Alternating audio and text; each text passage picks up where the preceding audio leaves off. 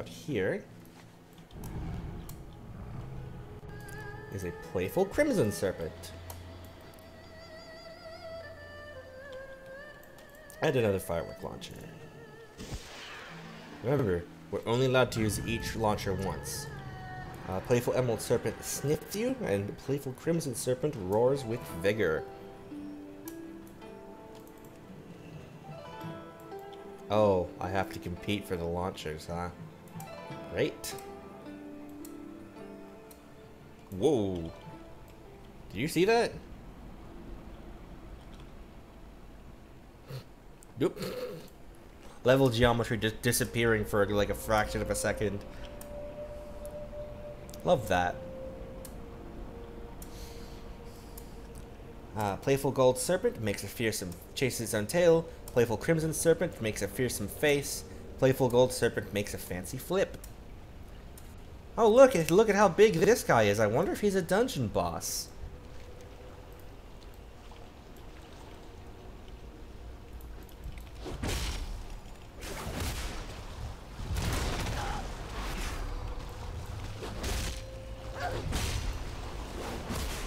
Spoilers, he's a dungeon boss.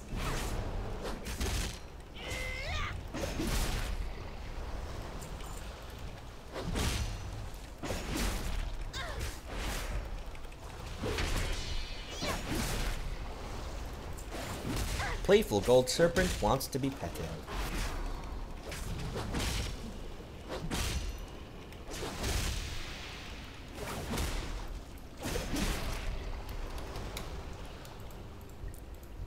I have done so. Oh, it liked that.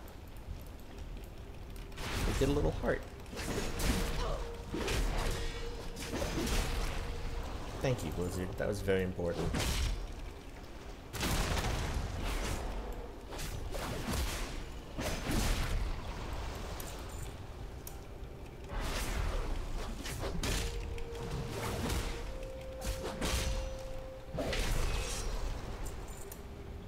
One of these will drop the staff, eventually.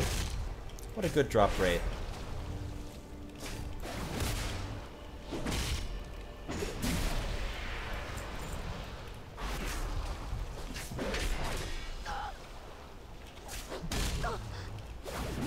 Come on.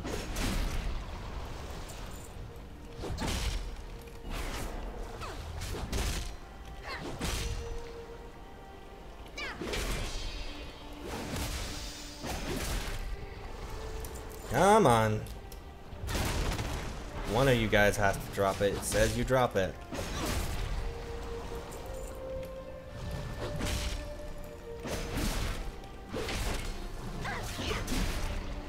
There we go. I was starting to wonder if I was missing something.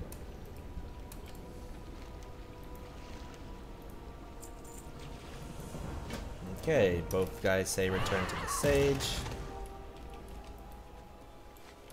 But first, fireworks. Playful azure serpent. Fireworks. Fireworks. Fireworks. And fireworks. Okay, thanks for coming, Michael.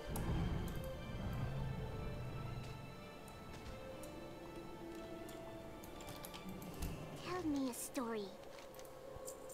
Go smash some bad guys. Tell me of your travels. Family, friends. Hi there. You came to deliver a message to the Jade Serpent, right? I guess it's time you met her. See you later.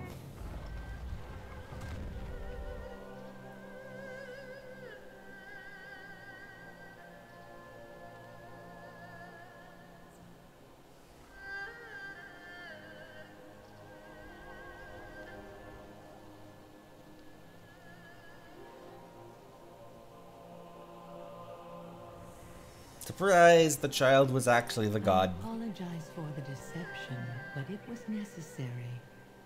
In thousands of years, You're clipping we through the have floor, never madam. seen one of your kind.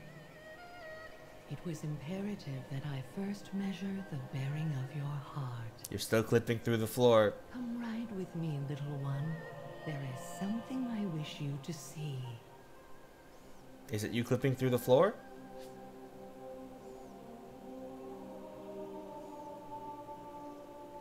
No more floor to clip through.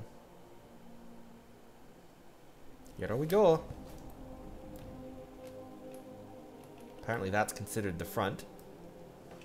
If I hold forwards. The temple priests are too frightened to face the truth. I grow old, little one. My time on this world is nearly done. Do you see the great statue in the distance? The builders have toiled for many years, and it is nearly complete. A little more jade, the jade you helped to acquire, and it will be finished. With my last breath, I will transfer my life essence into the statue, and a new guardian will be born. Do not be saddened. The cycle is clear. It neither begins nor ends with me. Someday, you may also be called upon to defend all that is dear to you. Kind of a non sequitur, but okay. When that day comes, seek all the light and wonder of this world and fight. We live together or we die together. All of Pandaria is connected. I grow weary. I must rest now. Goodbye, little one. I will see you soon enough.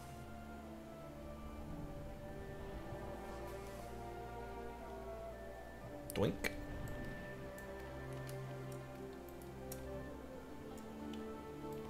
Tell me of your travels.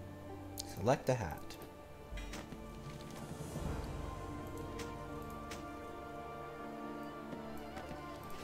The world is I have an alliance missive. Get back to Pearlfin Village. I wonder if things are going to be coming to a head. Who all's still here?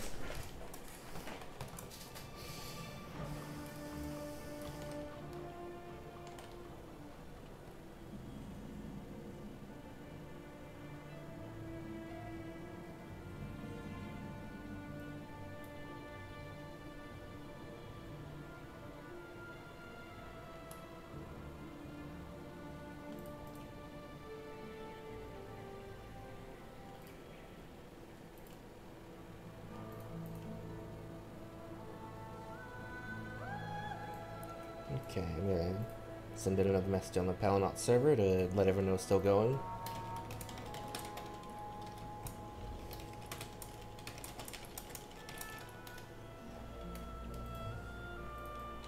Okay, hi Taylor. This land tests us, friend.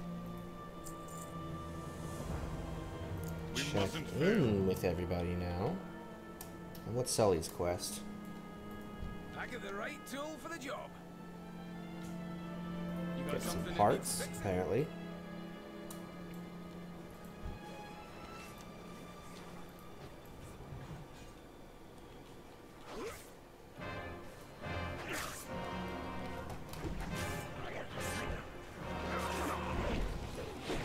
Sparring time.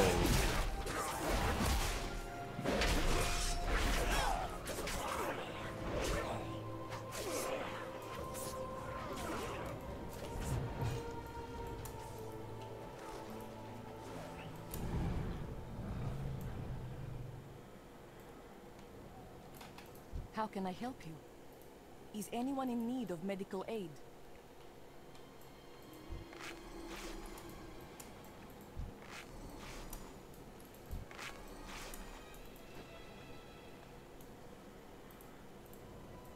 Okay.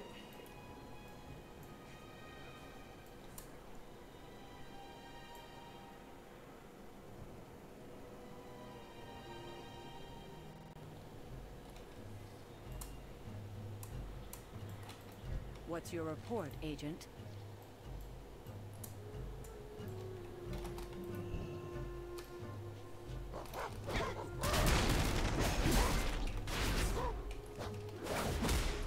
Gruken. That's what Gruken means, apparently, is you spin. Didn't you know?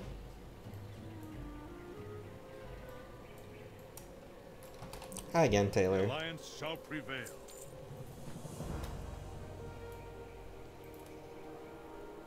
Oh, right, I need to do the stuff for Sully as well.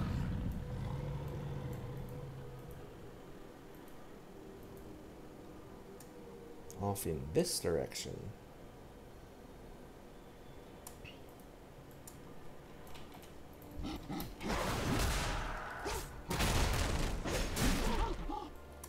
Get those parts. What do you mean Chief Gut say I have to go? Gut is dead. They killed him earlier.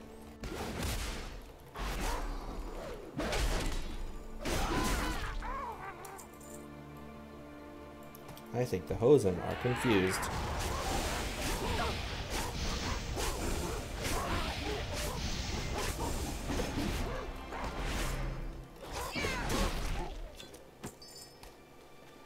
We are finally out of rested EXP.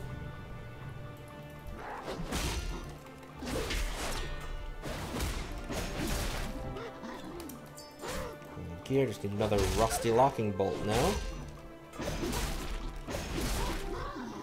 I like that one.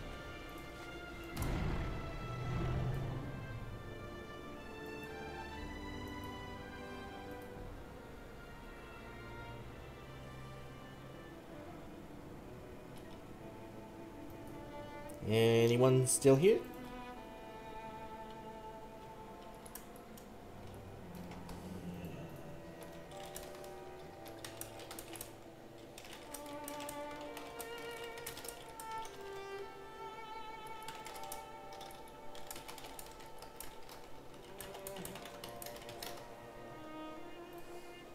What do you need? You got something to report? Oh, Cho is here. Hi, Cho. Pandaria, welcome. Never seen the Jinyu so militant. He's troubled by this, but he's got something else to talk about. Fresco is nearly unveiled, certain it holds ancient wisdom. Knowledge of the Emperor would have us remember. Meditations alone may not be enough. Please take this early to the shrine to get whatever.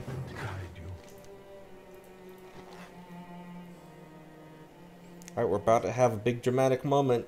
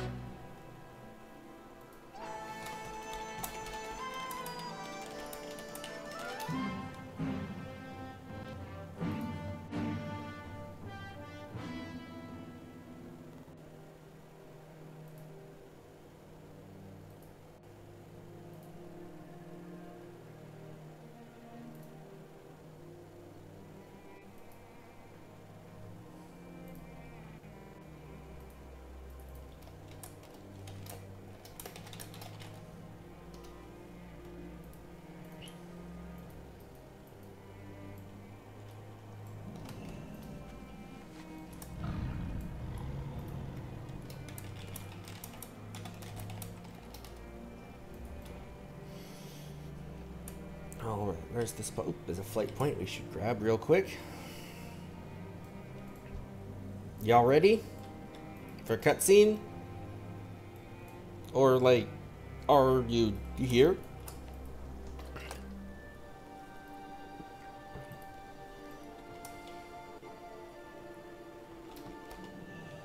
Oh, hello. Rip. Nix, are you still here?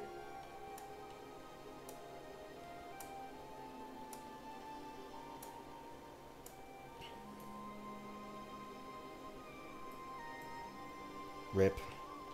Oh well.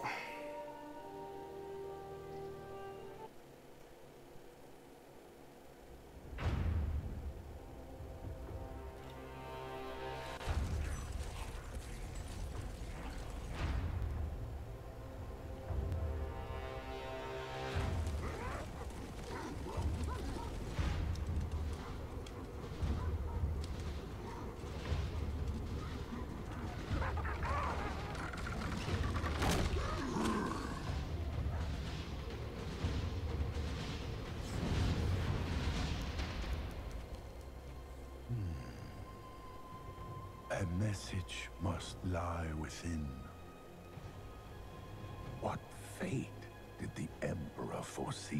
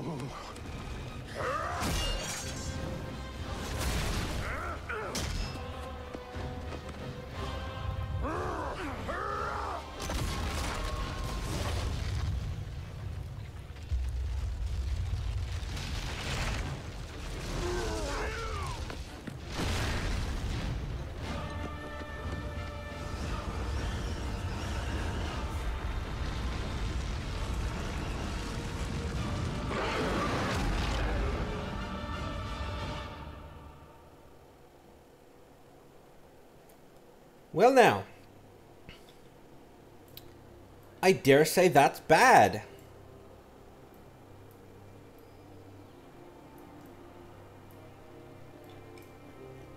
Behold, the Shah of Doubt.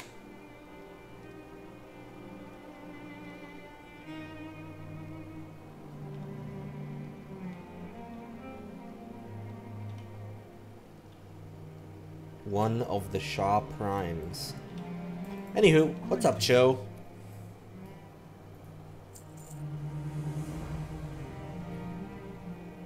Eyes open. Always be learning.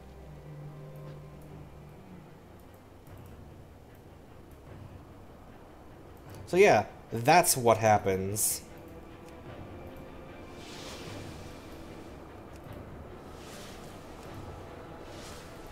Turns out having a war in Pandaria is a really bad idea. Moral of the story, war is bad. Don't do a war. Look at the size of this thing. Crikey, he's a big one! It's not even close to a Steve Irwin accent, I'm sorry. I've tarnished his legacy with that. I'm very, very sorry.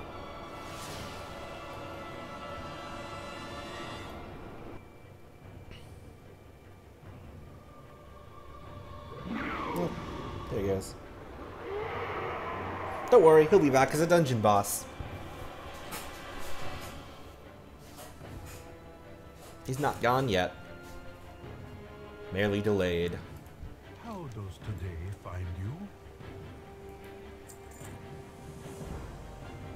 Sealing those fishes did not mend what has been broken. What you see here is likely the first of many such manifestations. Every good story needs a hero. Tread lightly. As you can see, this area is still covered in Shah corruption.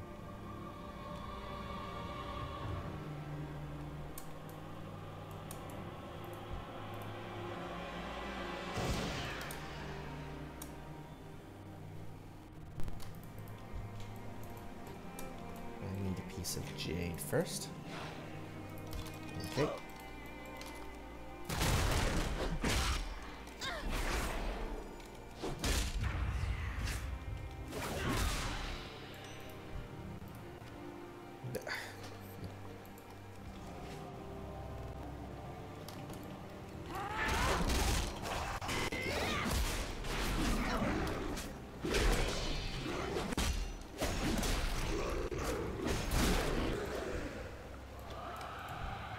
Fireworks for Misha.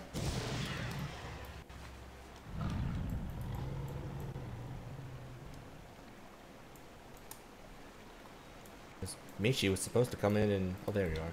Got a little stuck on the geometry. Bring him to safety.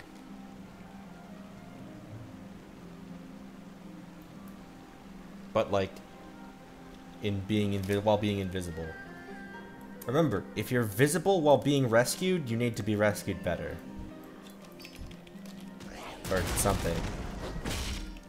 I don't know.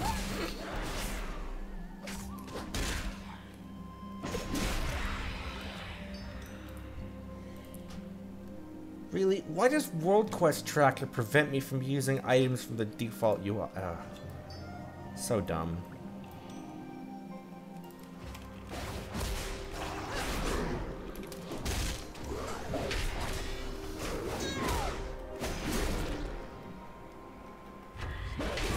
You know what? I'm just gonna reload UI and see if that fixes it.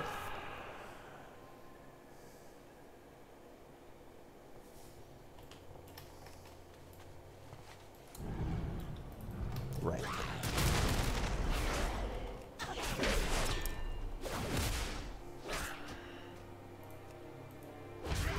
Someone whispered me with a guild invite, randomly unprompted. No thank you, go away.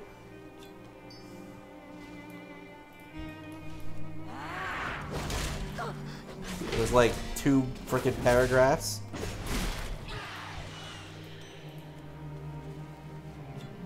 Like, I have guild invites disabled for a reason, buddy.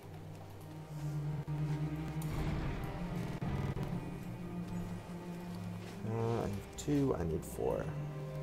Let's grab a few extra pieces of jade. Also, hi, Sully. Have a firework.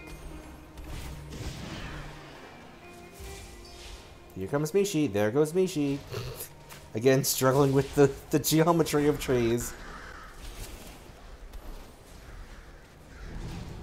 Hey, welcome back. I hear you have cookies. Some bad things have happened. You know. Totally normal things that happen all the time, right? Only just a little bit unleashing an eldritch horror.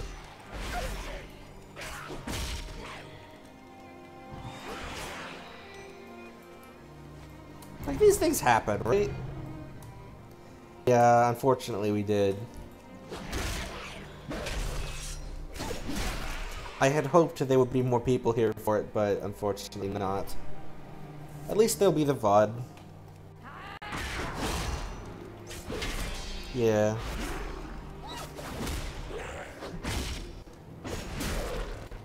After this, I'm gonna go be a farmer.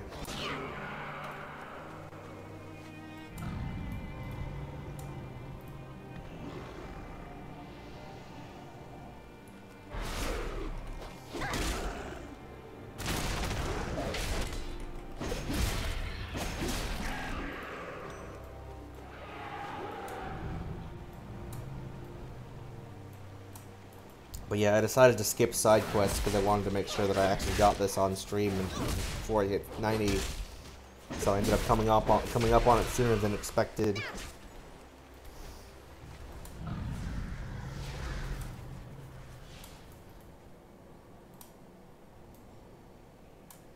Man, it's wild to think that back in the day, doing Jade Forest would get you like a level. Maybe 2.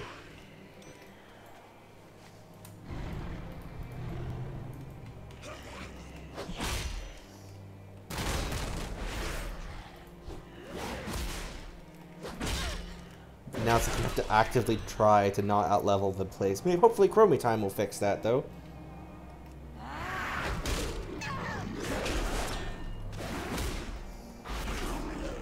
Though I've heard that currently on the beta, or the PTR, or whatever, Pandaria is currently broken, as in attempting to go to Pandaria causes the game to crash. So that's concerning.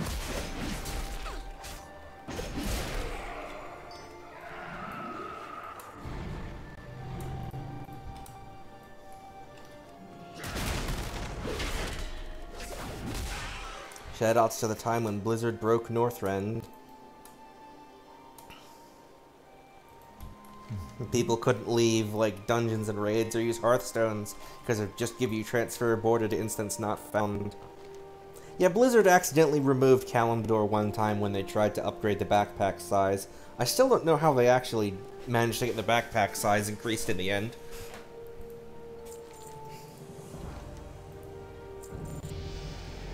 Hey, level 87. Farewell. Where are you from? Where are you going? I'm actually gonna head to Dawn's Blossom really quick. Yeah, WoW code is each expansion built upon the previous expansion, built upon the previous expansion, built upon vanilla, which is built upon Warcraft 3. It is a disaster.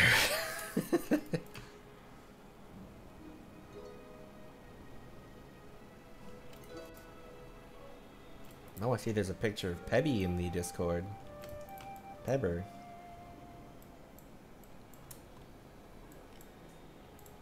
Slow down. Somewhere around here is you. You have a secret quest. Browse my Everything I know about cooking. Next one is on me. Also, I want to train.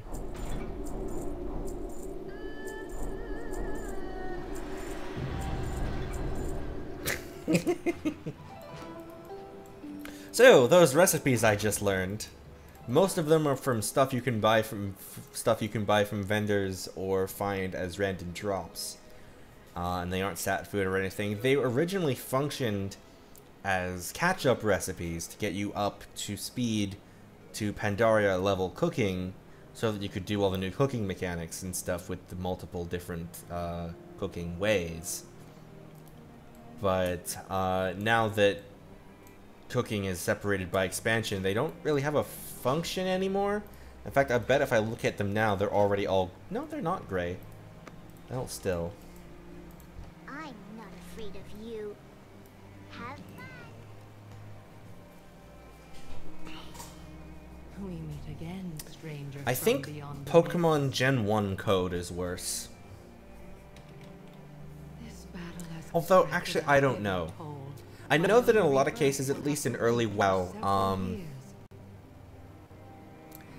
as far as quests are concerned, the only way to progress in a quest is to kill something or loot something. That is the I do only not know way why to you progress in a accept quest. it, but I know that it is for a reason. Also, I'm gonna let Yulon talk before I It is continue. clear that you are not here to bring your war to these lands. There is a darkness hidden here in Pandaria. This you have seen for yourself. Yes.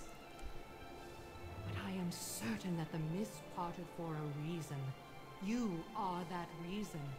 Find your purpose here. You can learn a great deal about this land from the Valley of the Four Winds. There is another visitor from beyond the mists here. Chen Stormstout he is called. He is Pandaren, but from a different homeland. Walk this land with Chen at your Yeah. side. Make friends among the people here. You will find answers in time. Yeah, I've seen that bunny. I've seen that invisible bunny myself with my own 2 eyes. Farewell. no wonder it took you so long then. You can't explore anything sitting on your butt. Anyway, bye Chen, bye Lily. I'm going straight to Half Hill. Maybe. I don't know. It's also possible they might have just fixed it somehow since then.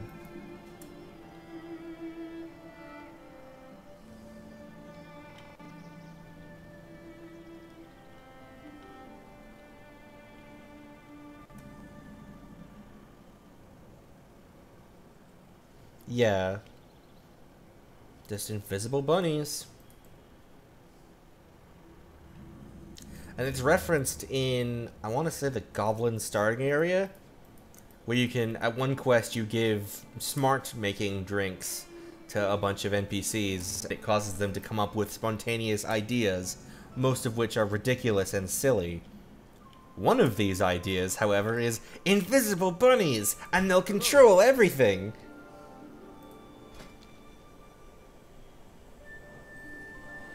I can't learn Pandaria fishing? Do I already have Pandaria fishing? I do. That's strange. I must have learned it at level 80. God, something like that.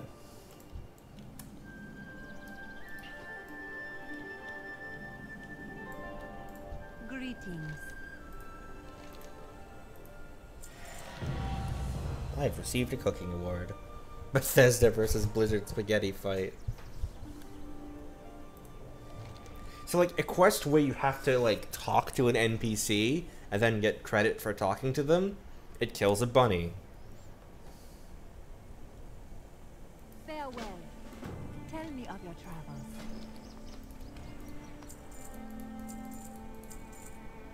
Travel safe. Quest to make sliced peaches.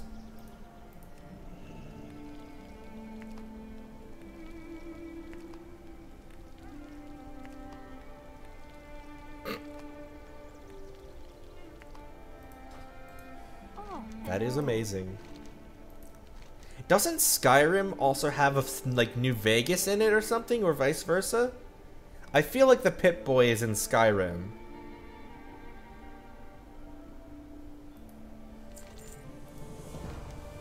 There's I feel like there's definitely Pip-Boy Scode. Scode? Code.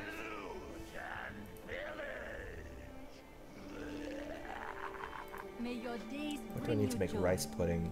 5 rice and 5 yak milk. Welcome.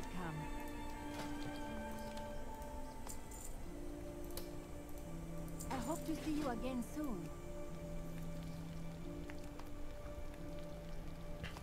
I do want to appreciate the trains in, I think it's Fallout New Vegas, where they couldn't get a train animation to work properly, so they just put an NPC under the floor that wears the train as a hat, and just has the NPC go, and that makes the train go with it.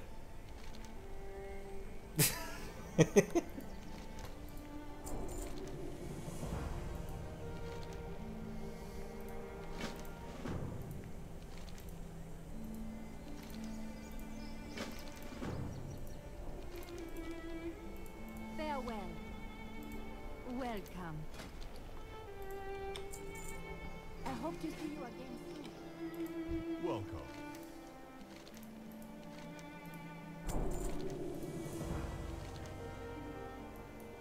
I've now learned the way of the grill.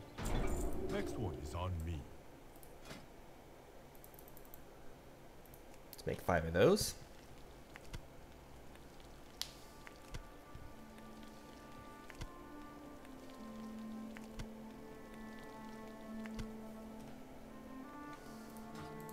Tell me of your travels. Jade Serpent. May the mists protect. Oh, hello. Travel So yeah, I don't really get why, but they made 5 Jade separate, Serpent. like 5 or 6 separate Greetings. cooking tracks May your days in Pandaria. Greetings. If you want to do a dramatic reading, you may do so. So I'll hop into official.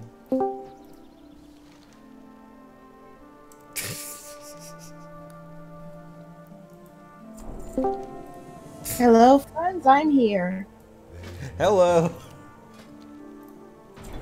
An article by Cass Marshall. I'm a Fallout 76 wine mom, and I'm gonna cut you. Welcome to my homeowners association.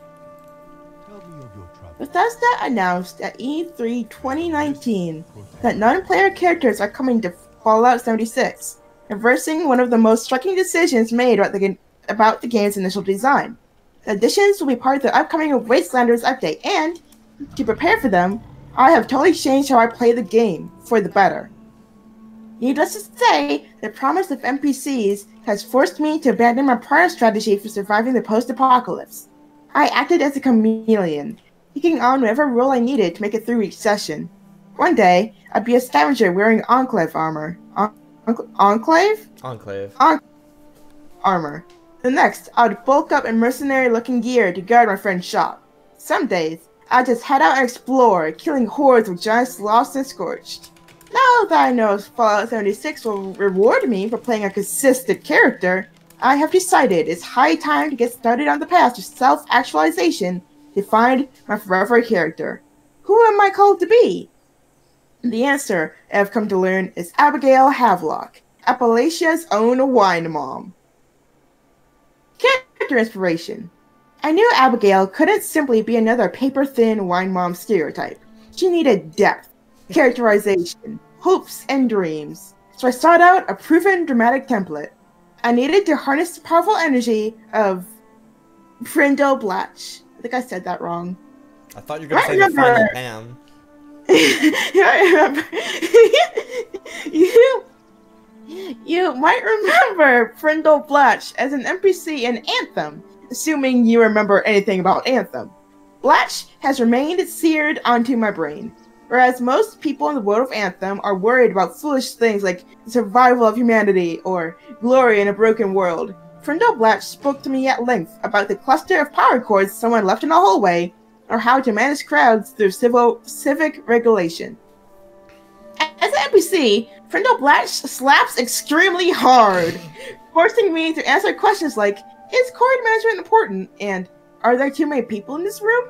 A Brindle Blatch type is precisely what the world of Fallout 76 needs. I mean, look at Appalachia. People are just building their camps wherever they want. On mountains, near dirty water. They're just building shacks with turrets out front, and their lawns are a mess. I imbued my Abigail with the soul of Brindle Blatch, bestowing upon her a respect for the rules, an obsession with small details, and an overwhelming need to be deep in other people's business. I made Abigail the head of the HOAPAA, Homeowners Association of Post-Apocalyptic Appalachia, and gave her one job, to bring some class to the scrap heap my fellow players call a neighborhood. And that is how Abigail entered the world. Interior design. Unlike Abigail, I live a humble life. I cannot channel wine mom energy, and I've never been part of a homeowner association. How, then, can I ensure my role playing comes across to my new neighbors as authentic and true? I start with my special array, the allotment of Abigail's strength, perception, endurance, charisma, intelligence, agility, and luck. It's not optimized for ideal gameplay, but it tells a story in and of itself. As Abigail, I'm strong and fast, so I can run the local PTA with an iron fist, and I'm definitely smart enough to organize local bake sales and appreciate an ice-cold box of White Zin. But I have no idea what the fuck is actually going on. I don't need charisma, because I'm not here to make friends. I have a wonderful little home that screams high class. I have brick walls, paintings of ships and lighthouses, and a soothing blue and white theme. Every night, I go to sleep on Mothman-branded sheets, and when I awake, my home is lit by lamps that have little fishes swimming in them. Truly, this is luxury. I keep my home immaculate and elegantly designed, as I cannot encourage others to clean up if my own domain is not perfectly arranged. I still have building to do. Of course, I'll be keeping to code.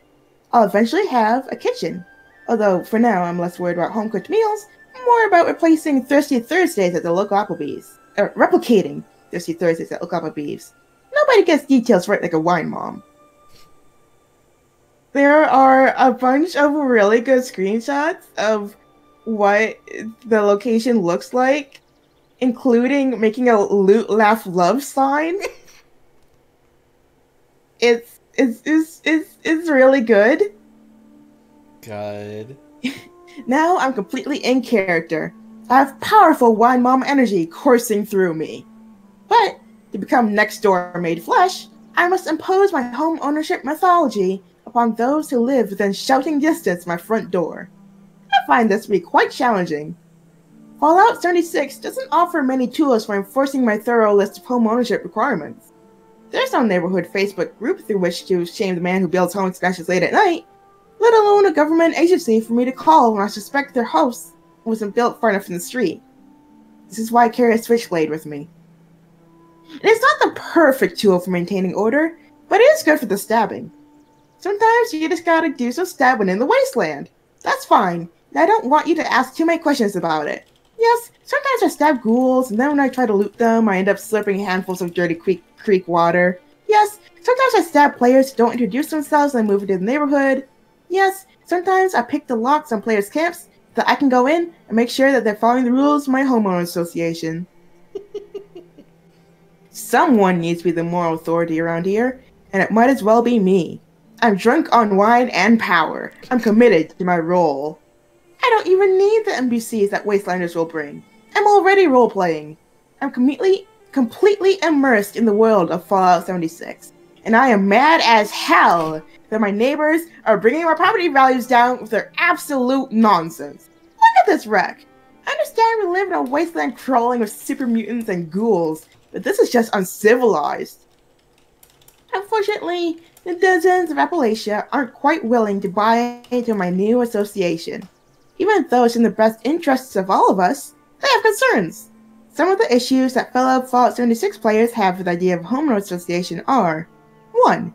They've just set up too many wires and they can't get the building up to code.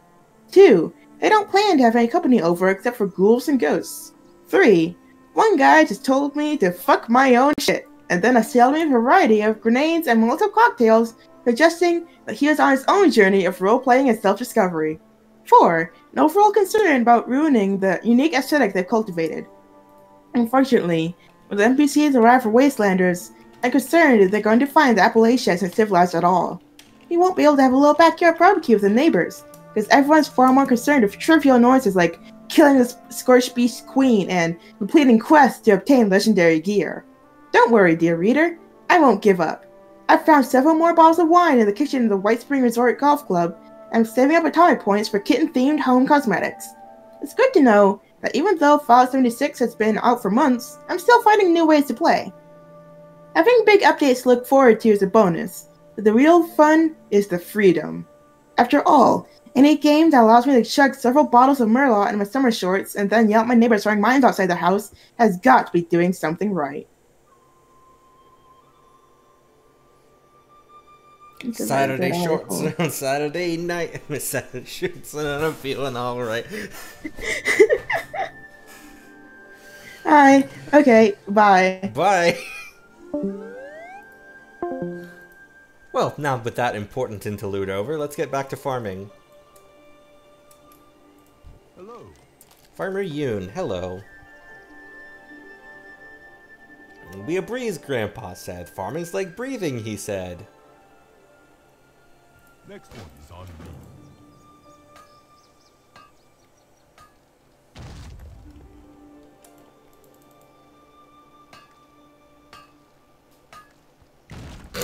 Fine, Michael, have fun suffering.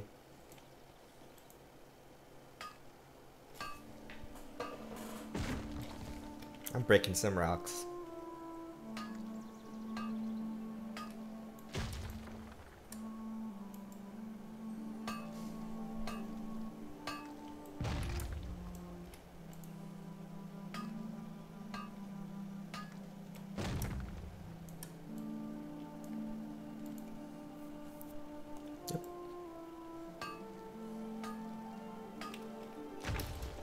Leap to this rock.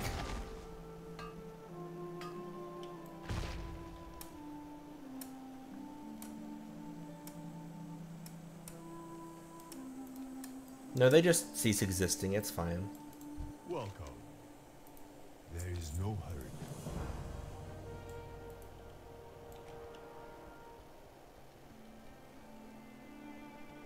hurry. Reverse DDM.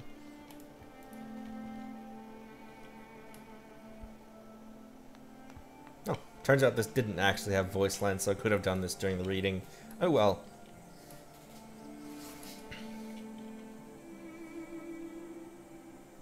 These guys don't get voice lines, unlike all the people in Jade Forest.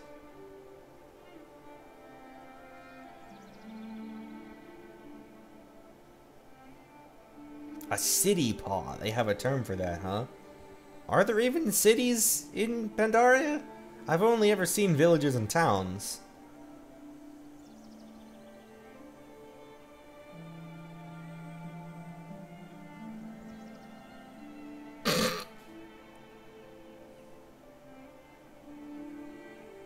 Thanks, Solar.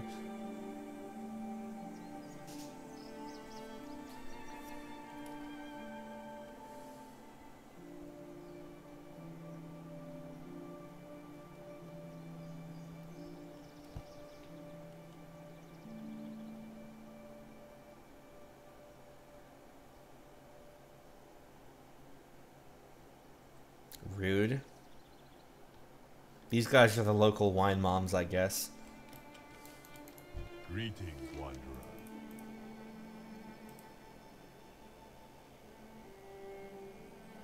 Jade serpent. He's now going to become a great farmer out of spite.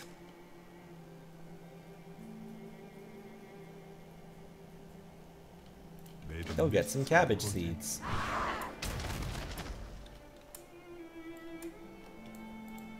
Speak up. White Tiger watch over you. Shoutouts to all the people here that have their own reputation gauges. Others foretold of this meeting.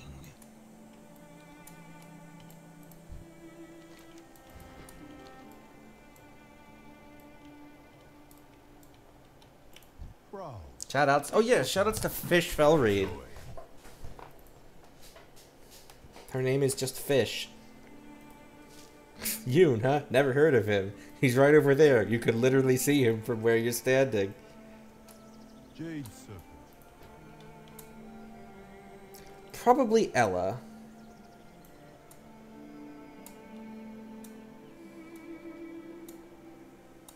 I like Mood. She's just Fluttershy.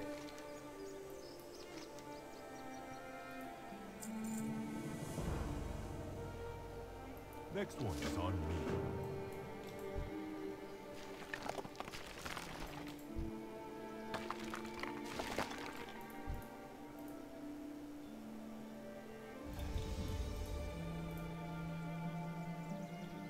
I'll show off Ella when I get a chance to. Hello. You are now friendly with the Tillers.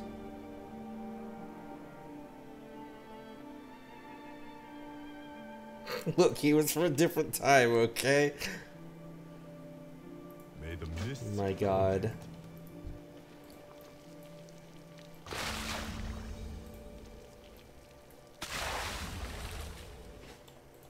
tell me of your travels. There is no hurry. Normally we'd have to wait a day, but these cabbages grow fast.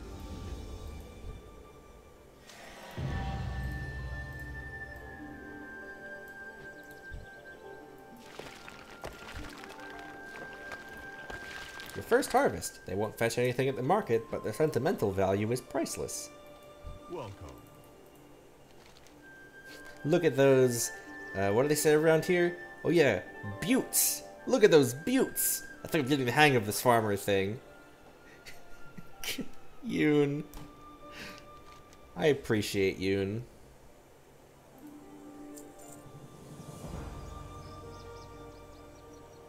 May the mists protect you. I'm too tall. Let me in.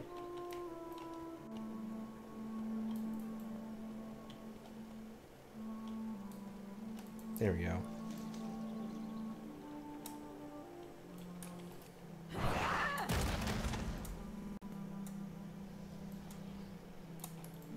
Welcome.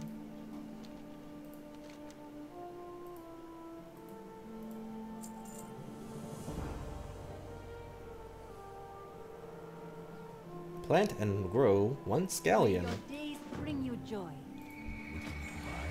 Purchase a scallion seed.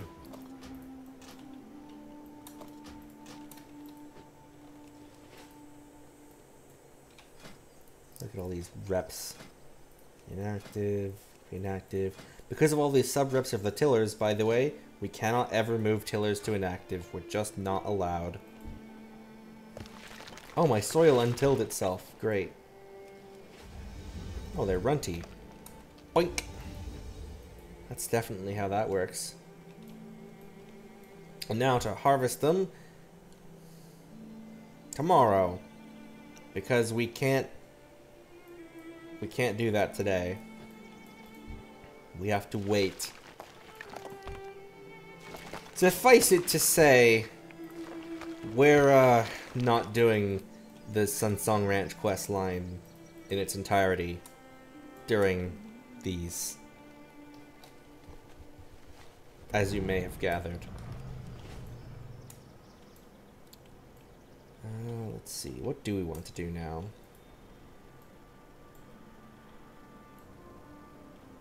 Okay, didn't miss any reps. Many greetings. May your Oh yeah, feet check out the find tavern your music.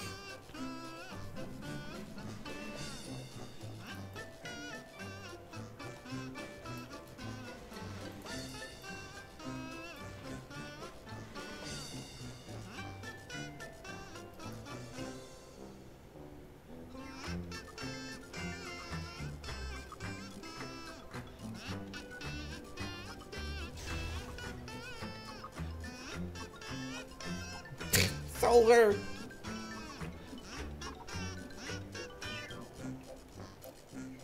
That is one Star Wars fact I wish I could unlearn. Looking to buy? This place is called the Lazy Turnip. Yeah. It's very cursed.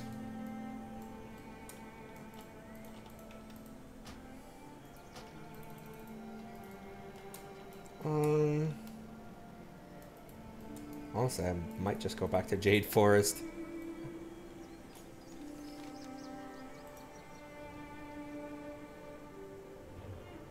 Actually...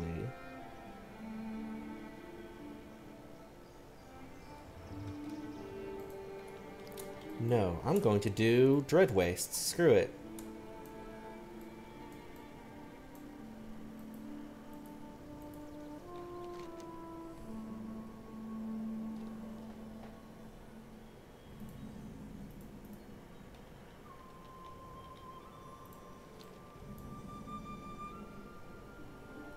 Though, as a warning to Leo, first couple of quests in Dread Wastes will involve spoders.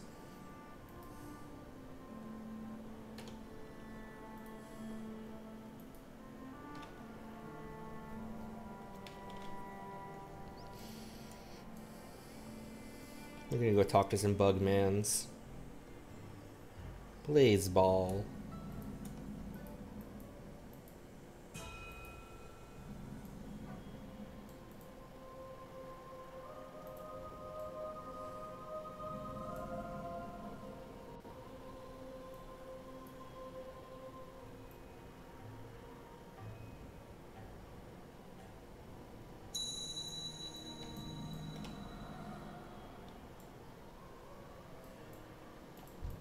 Hashtag waypoint noise.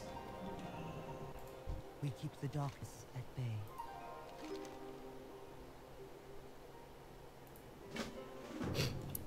I just want to acknowledge, this quest involves setting spiders on fire, and the quest is called Nope.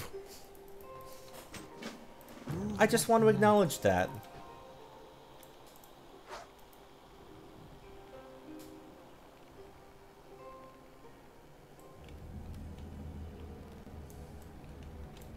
Oh wow, there's several other people here.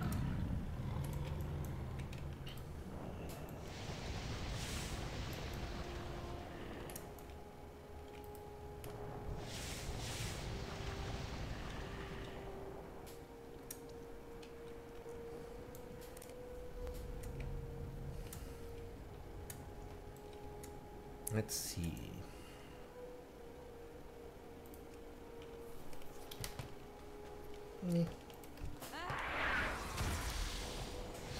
Ah, the flavor text for the flamethrower item is also kill it with fire.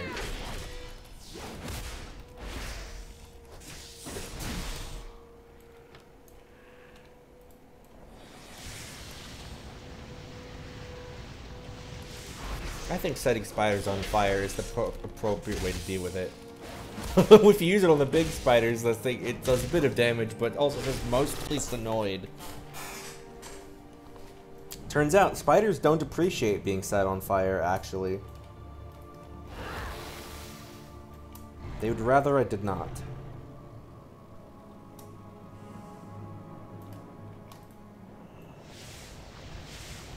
Hey, live flammable Pandaren here. What is it? I didn't expect there'd be dialogue for that.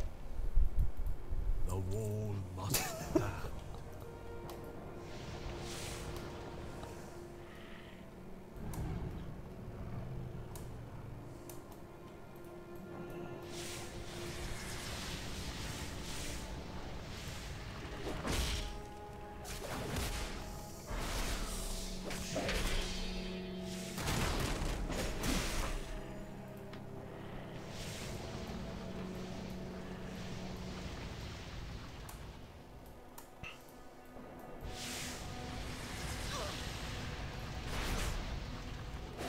If sports aren't gay, what's the point?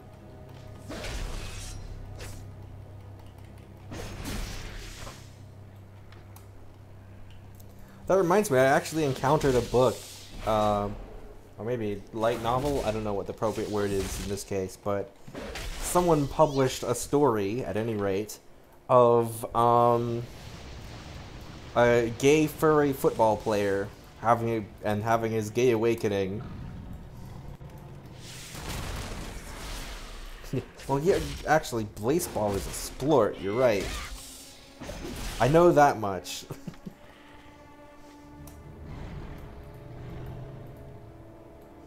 It's not a sport, it's a splort. Pandaria conceals a great darkness. Psychomanted. Psychomanted.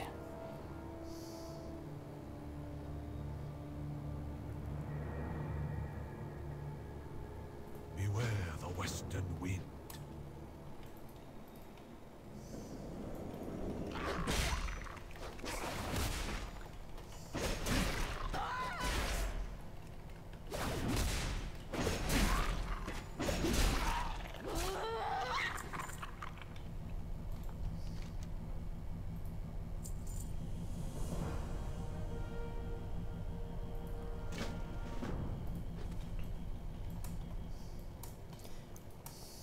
We're going to fight against evil bugs by allying ourselves with slightly less evil bugs. And if you think that's a joke, it's not. Like, they're still evil, they're just less evil. I have returned.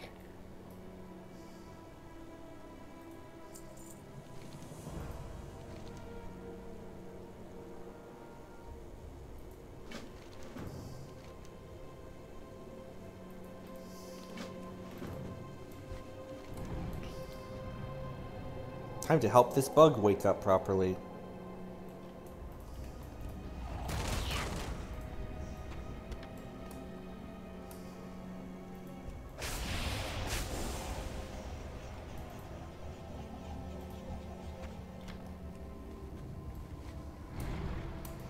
Leo has been shelled.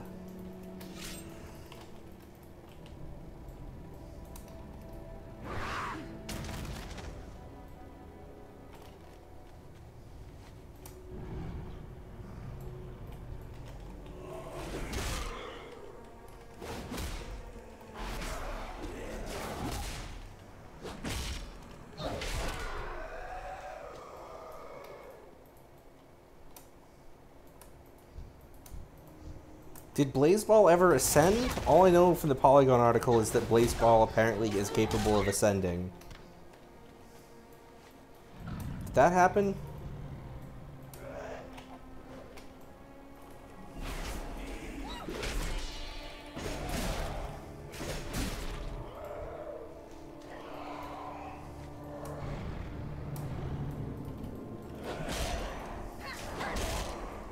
Also, what does ascending mean?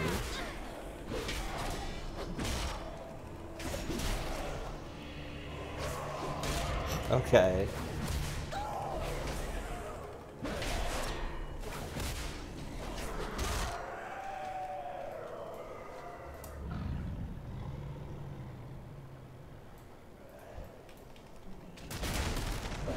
Great.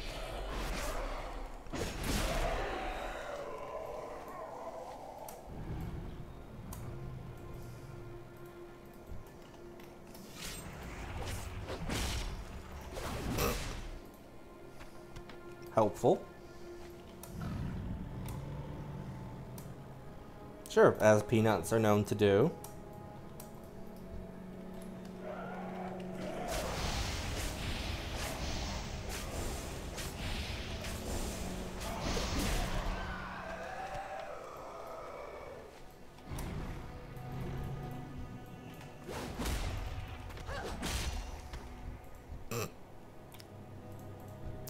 Michael has whispered me to attempt to troll the stream, but what he has forgotten is that the in-game chat is hidden underneath the stream chat. So his attempts are not especially productive.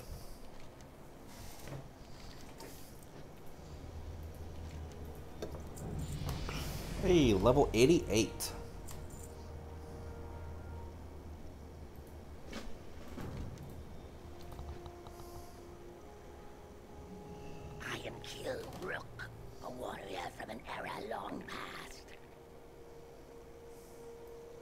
In my time, this was a Mogu stronghold. It was my honor to paint the walls with their blood. For my deeds, I was named a paragon. A hero to be preserved in amber for a time when the Empire would need correcting.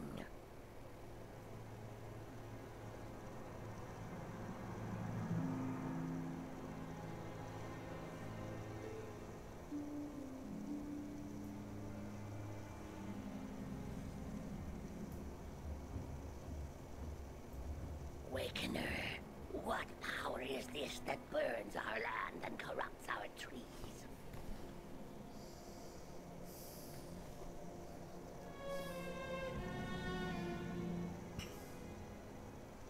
Sounds like Blazeball's been having a fun time. Alice, this is not our way. I see why the Klaxi have been forced to act. Yeah, the Mantid. Council of our wisest cultural leaders. They serve to check the power of the Empress. Yeah, the Mantid Empress has been using the power of the Shah. Should the Empress ever fall to corruption or endanger our civilization, the Klaxi are sworn to unseat her. There are others like me, paragons of each era, frozen in time and buried safely beyond the whispers of the Empress. We answer only to the Council, and we rest only when their will is done.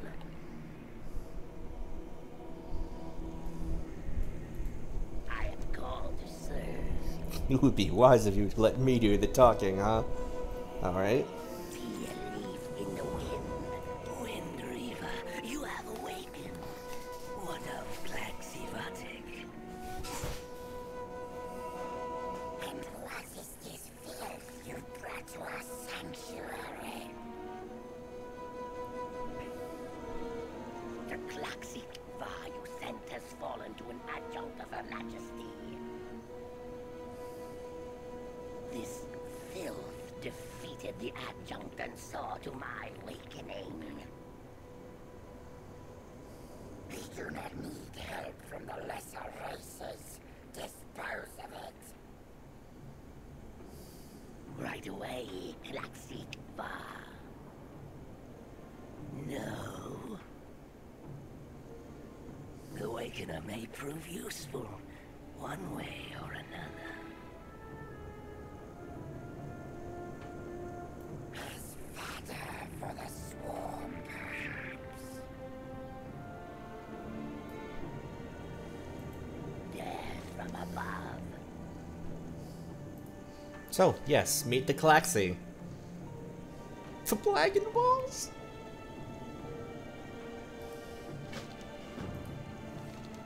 Show no mercy. Speak.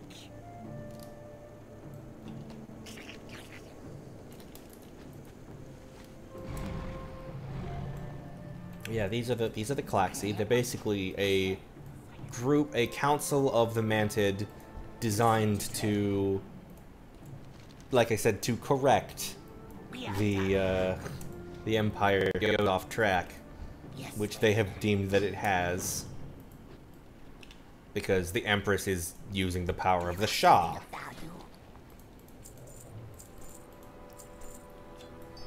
Now, I said that these are the less evil ones, not the good ones. And I stand by that, because like when you hit Exalted with them or something, or finish the quest or whatever it was, they basically pull you aside for a little chat, and they let you know, oh, by the way, we are still, like, servants to the old gods, so, like, if you end up fighting against the old gods, you'll probably end up fighting us. So, yeah, and they actually make good on that later on when, Garrosh unleashes the Shah of Pride using the Heart of Yesharaj, which is an old god, and the Klaxi end up siding with him, which seems a little counter to the anti-Shah thing that they had going here, but, you know. You then have to end up having to fight and kill all the Paragons as a raid boss after you've awakened them and gotten to know them and everything.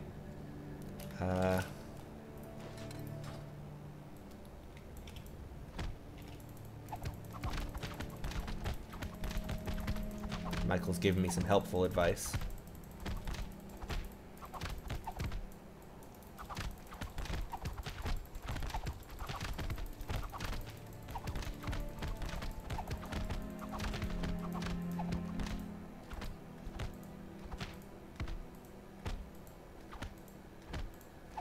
Dragon balls.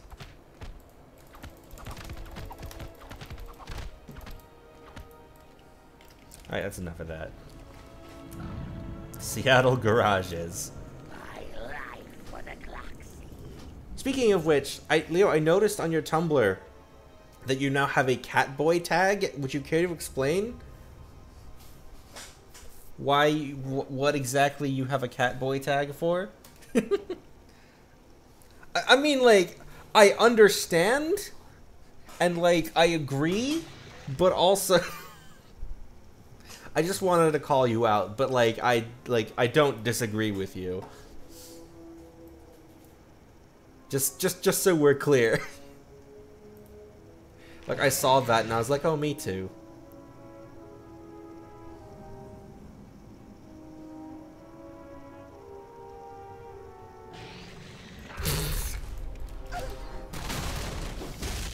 Nice. You guys have a mission and I can respect that.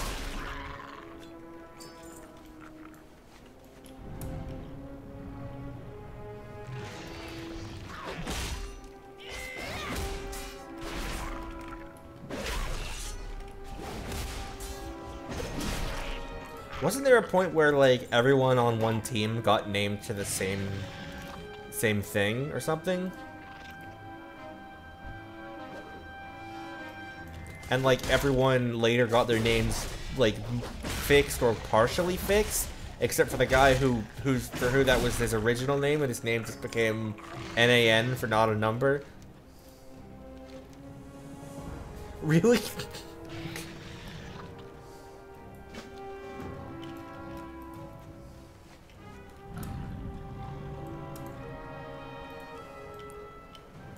Sounds like the biggest lore to me.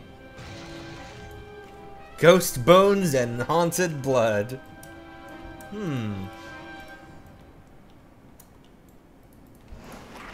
That seems normal. I feel like Nyx has ghost bones and haunted blood. Does anyone do y'all agree with that?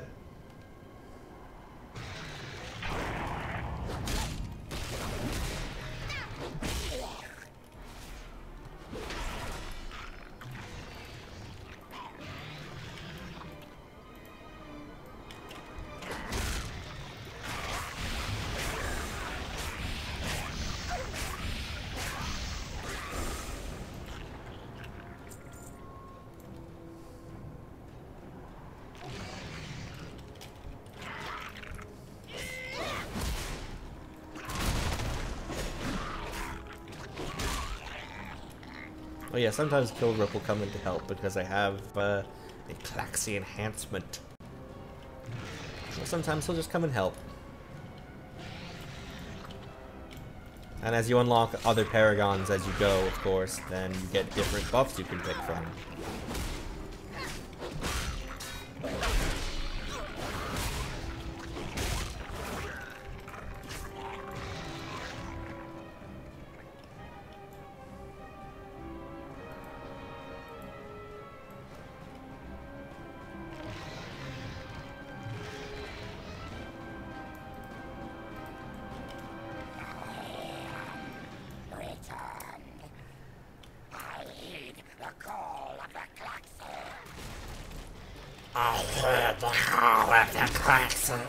Good for you, buddy.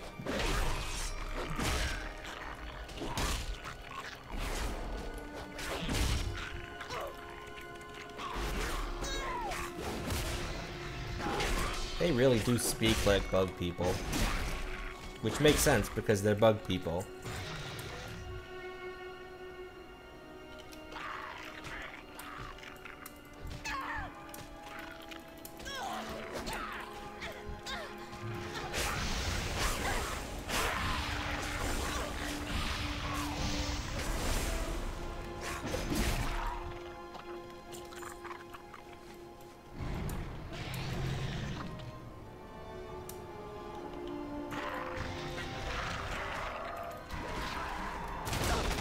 Haha, smash.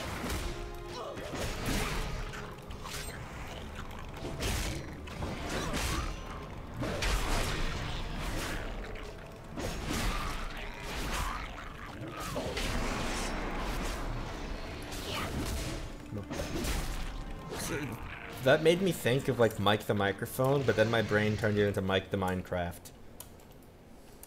I think that's what his gaming channel should be called, if it isn't, if he even has one. I suspect he probably doesn't have one, but if he does, he should be Mike the Minecraft.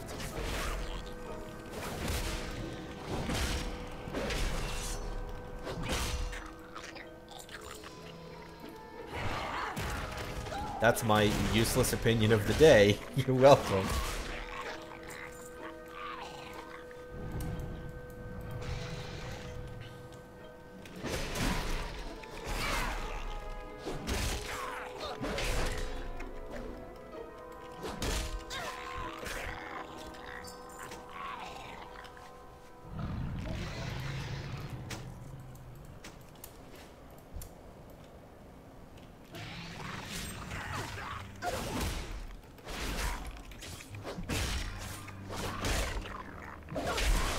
I don't know who that is.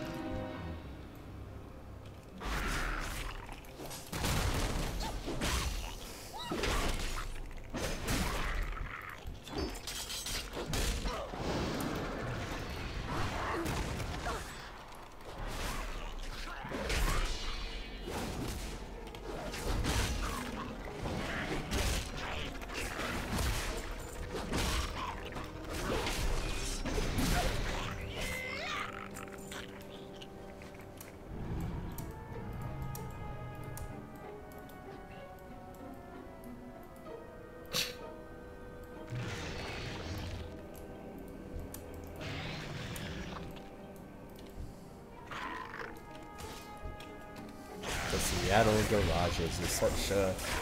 It is such a team name. I'm not gonna put any adjectives in front of that. It's just, it's such a team name.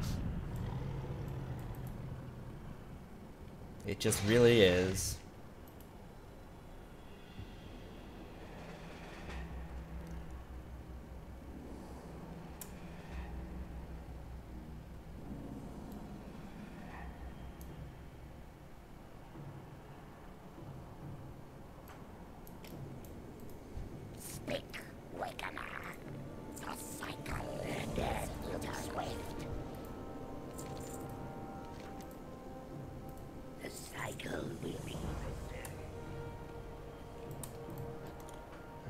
And you. Buy, sell. Lucidity Shoes. What a name.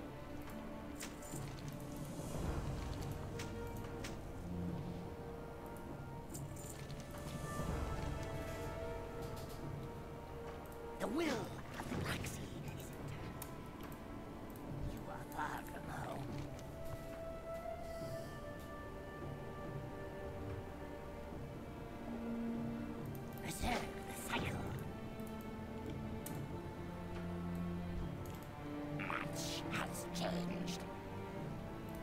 You are dismissed.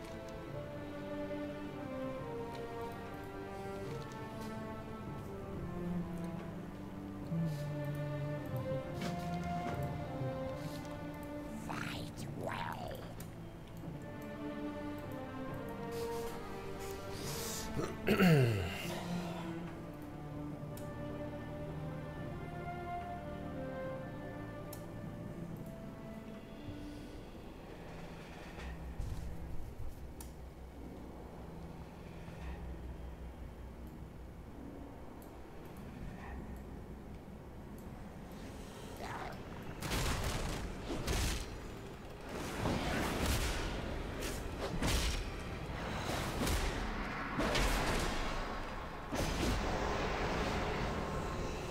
This one is infected by Sha, so we gotta put him down. Rip.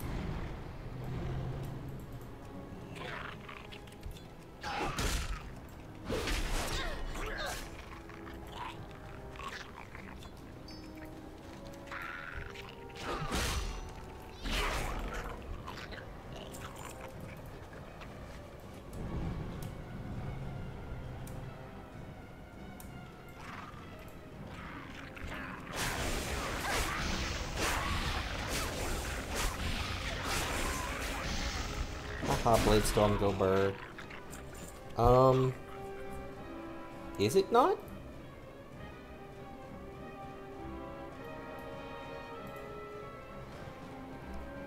Yeah, I just wasn't seeing chat updating at all, actually, until just now.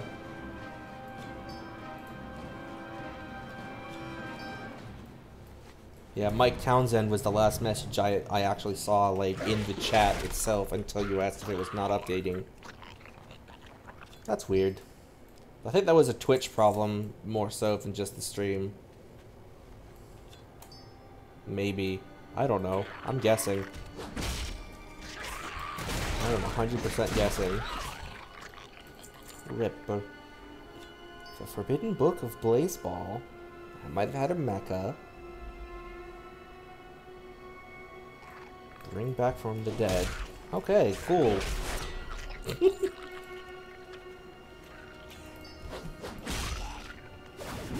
I genuinely wish I understood half of what you were talking about. It sounds like you're having a good time.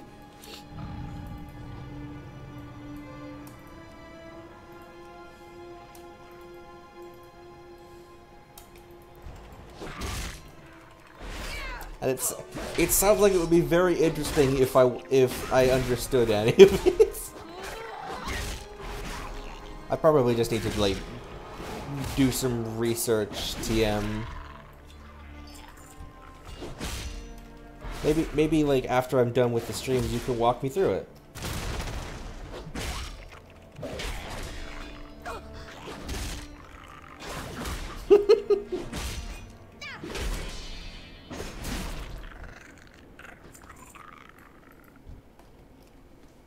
That looks bad over there.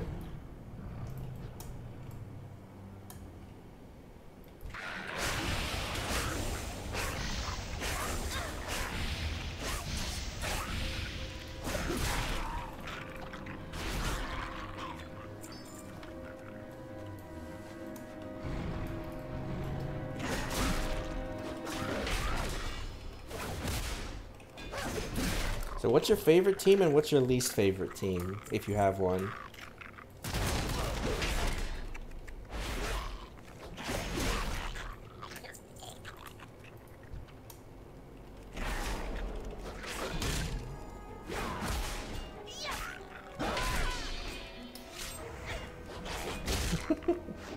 Magical duck.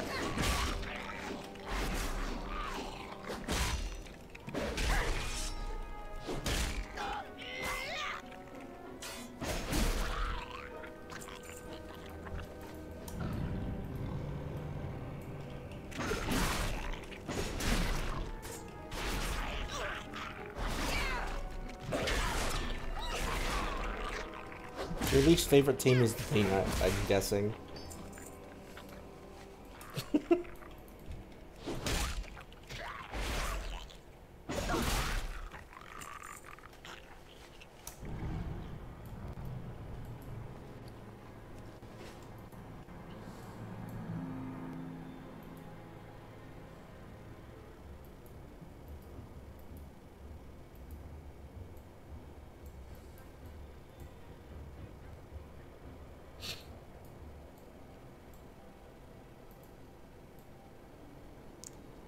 Again, I understand that these things probably all make sense in context and probably have a lot of meaning and significance, but please understand that without context, they are just incredible statements.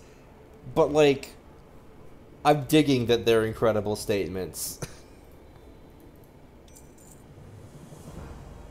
Oh, okay. And just for the record, like, I'm not asking you to stop. I would like you to continue. Just for the record.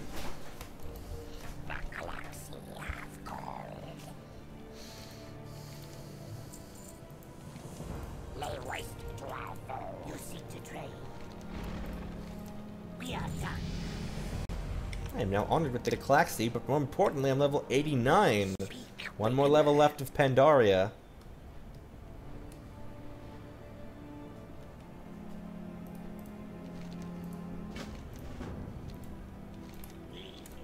And then I can take a break and, like, have lunch or something. Or meal, at any rate. I think lunch is probably not the appropriate term. Oh, you rogue umpires. You can only get incinerated by a rogue umpire during a solar eclipse, right?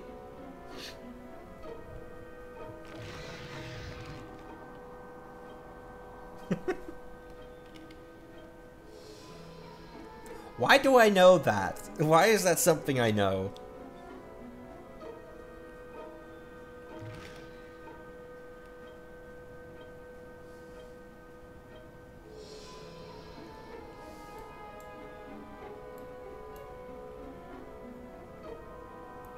Isn't there also a thing where, like, someone can be unstable, and if they throw a ball that hits the batter, then they become susceptible to incineration? Oh, sure, that checks out.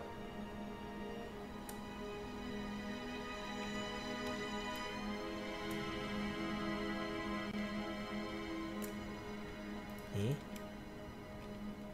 Scare the blood spread. There's a porcupine here. I don't think that's what I'm looking for.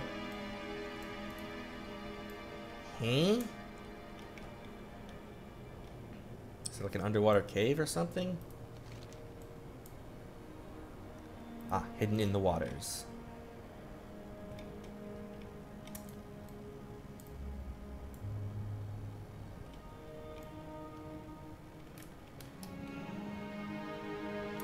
Okay, but where?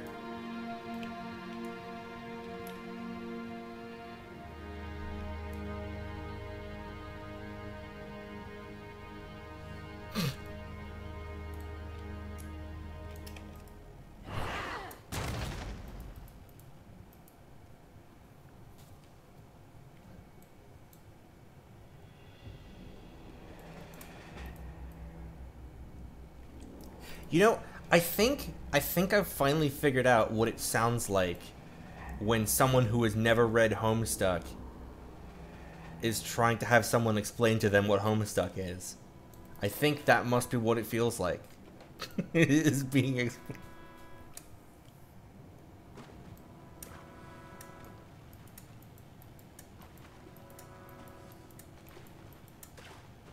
And again, just for the record, I'm having a good time hearing you explain, like, saying things, and, like, please do not interpret this as me making fun of you or anything like that. I'm just amused.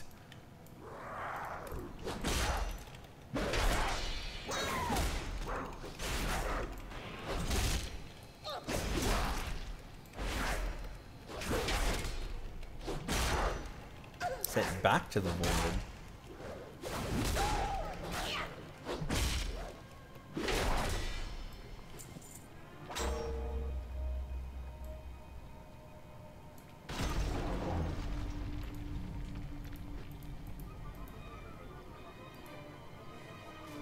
I feel like I need, like, a timeline of events and a list of things start, like, chronologically starting from, like, season 1 or whatever, just so that I could, like, be exposed bit by bit, so I can be like, okay, I've comprehended this bit, what's the next one?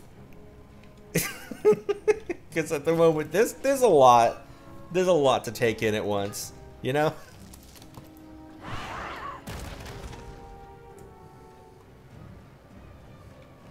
Oh, the Shadow Realm. Wait, do I have to turn it in here? Oh, I do. Ah.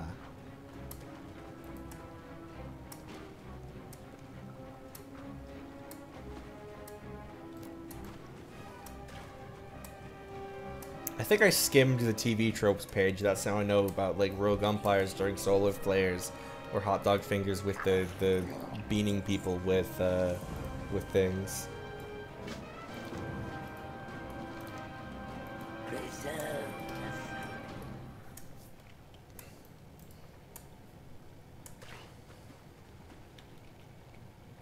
But I clearly still do not know a lot. It probably doesn't help that I've never actually seen a game yet.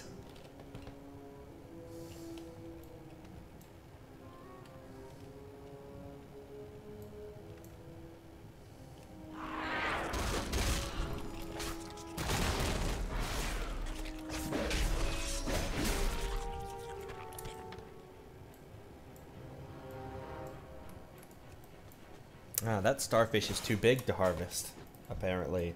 That makes sense.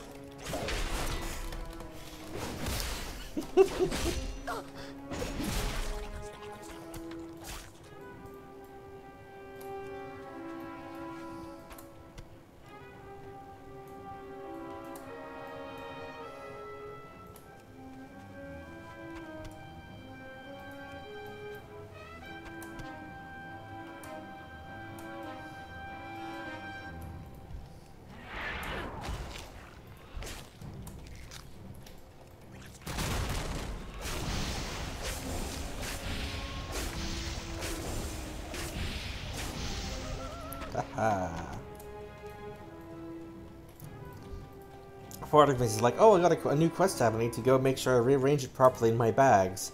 No, this isn't classic.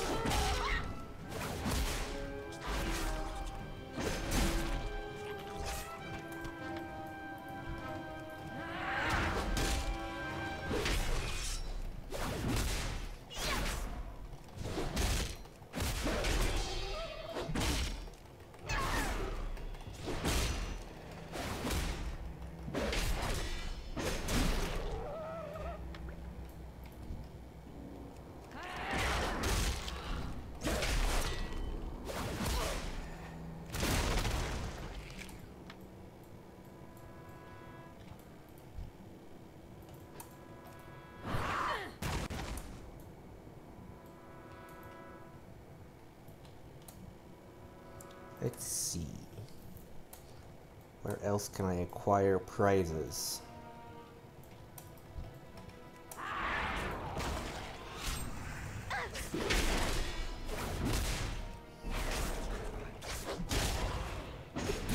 A location in Utah?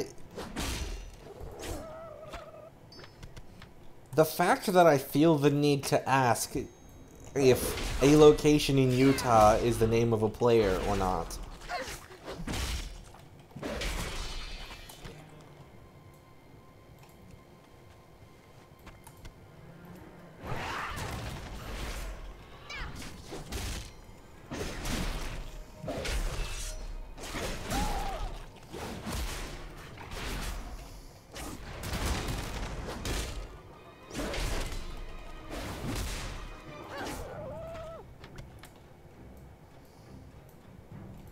Isn't one of the team's catchphrases literally just where from and then the location that they're from?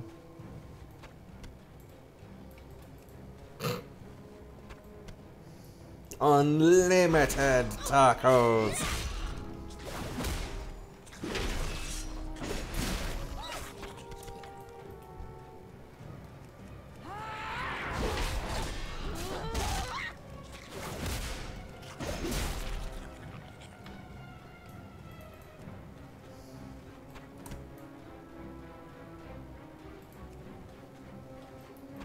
I want to know how a single city can become an infinite number of cities.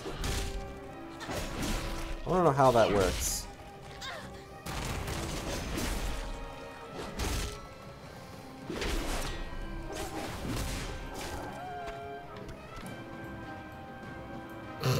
Okay.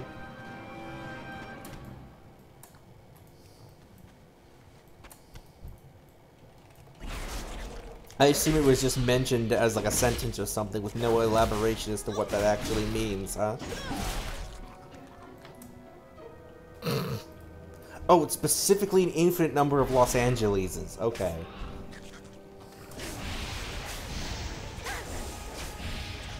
Yeah, I mean, I guess you'd have to be post-scarcity in an infinite space, because you would then have access to an infinite amount of resources, would you not?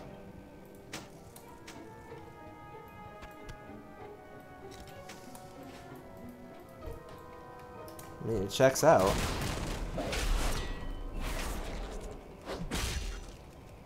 Are they still, like, at all linked to the outside world, or, like, would they cause the rest of the world to become a post-scarcity society? Because they because the Los Angeles, like, they would outnumber the rest of the world.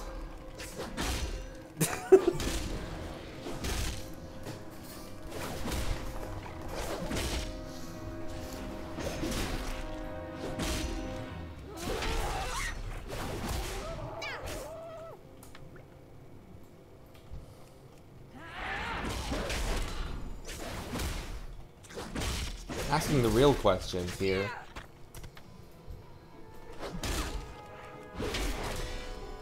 Nice.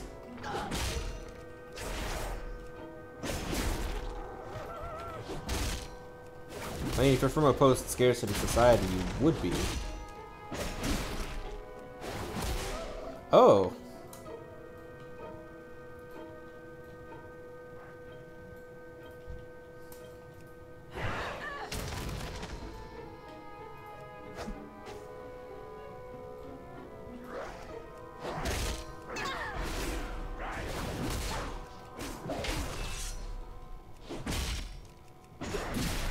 Did anything else about them change, or just their names?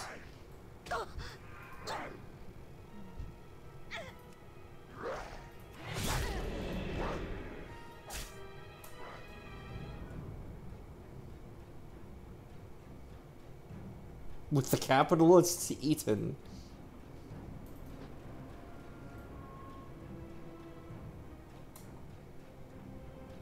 Really big Uber. It's a series of trains.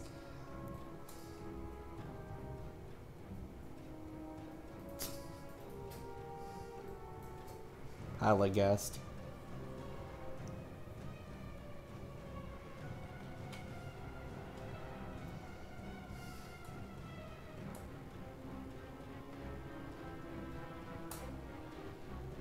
The real question is, do they have if there's an infinite amount of a city that they're from, doesn't that mean there's an infinite amount of the members of that team now? Like, even if they're not participating, surely they would still, like, have infinite counterparts. Right? That is much to be done. And also counterparts of probably everyone else who's ever existed and ever will exist. That is not addressed. I think it should be addressed.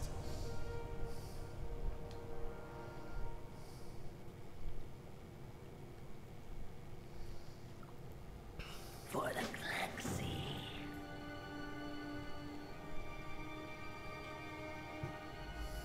Hooray!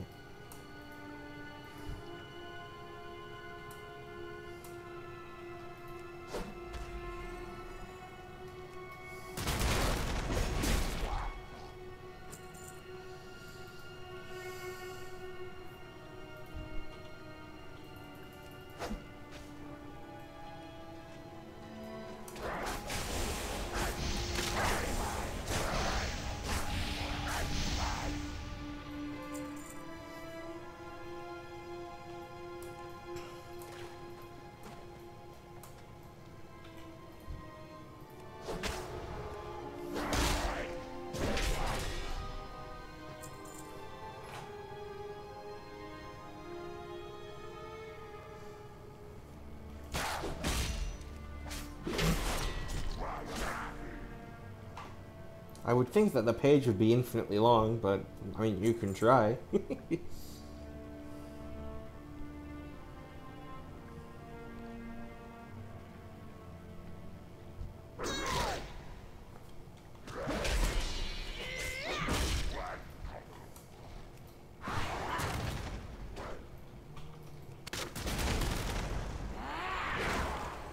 Probably where Los Angeles used to be. No longer on the current plane of existence.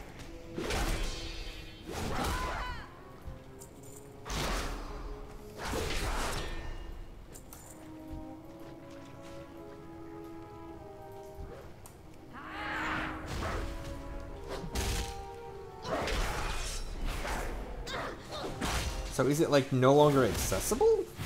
How does one get to and from the infinite Los Angeles? Or don't you?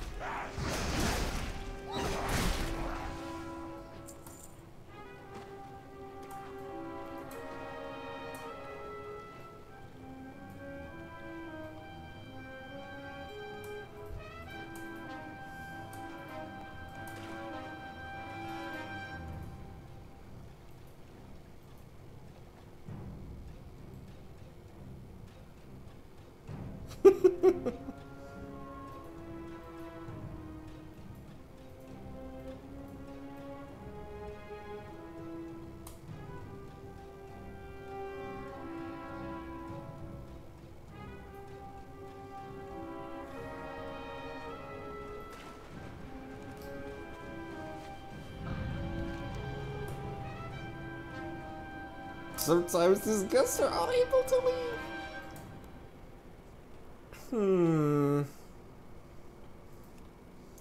Sure, that's fine.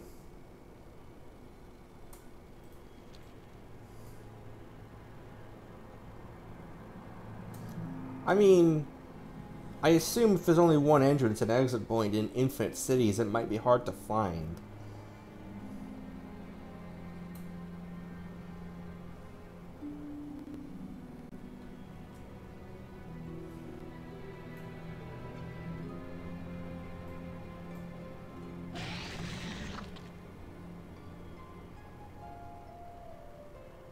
But watch out.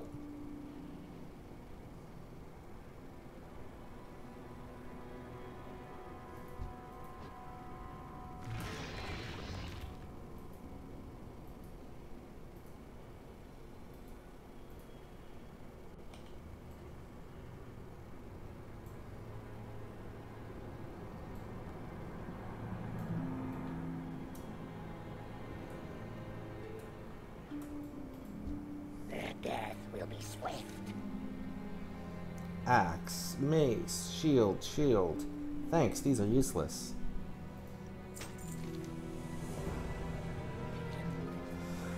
Okay. What next?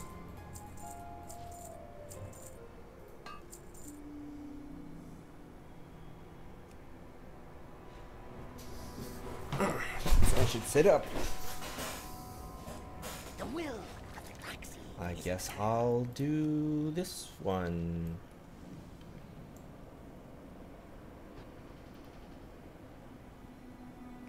No, I'm gonna do this one because it's got another paragon.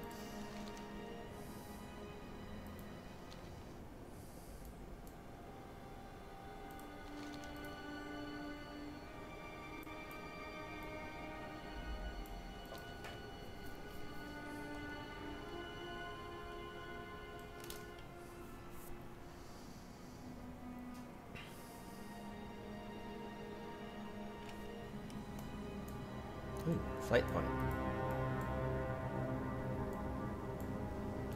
I'll be taking that.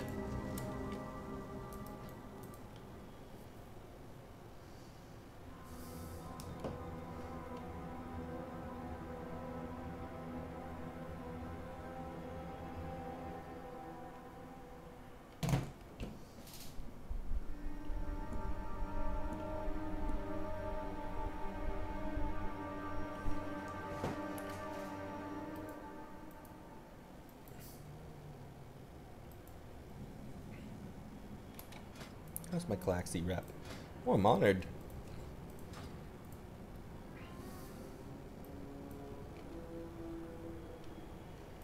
I like how I keep mousing over all the ore deposits on the map to see if to see what they are, and then just don't mine any of them. Hello. What do you want? Remember your place.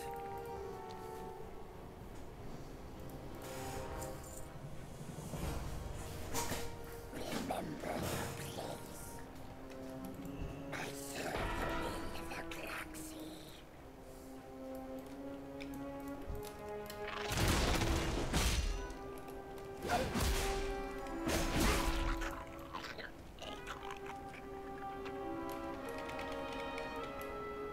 Oh, they come from multiple directions. Rude.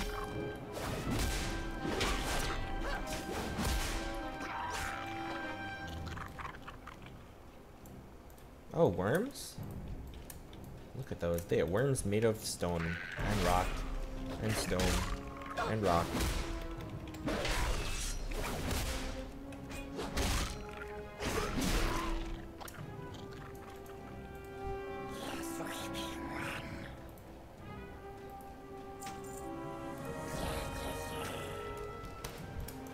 Well, that one's done already. Oops. Guess I'll do that one next.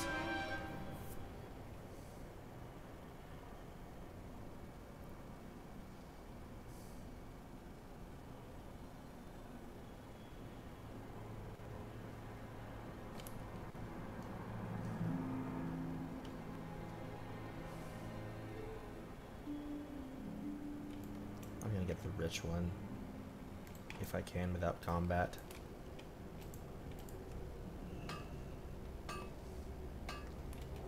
Just because guaranteed skill up on mining.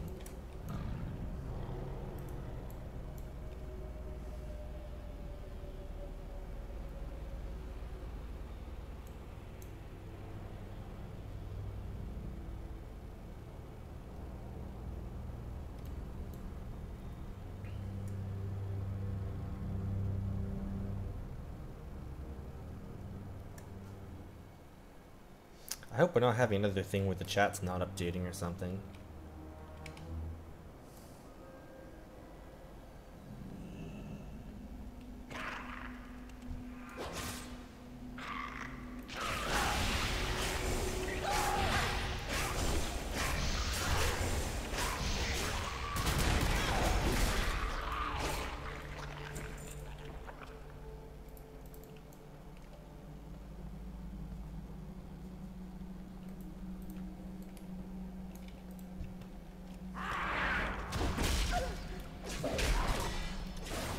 Hi, Nix.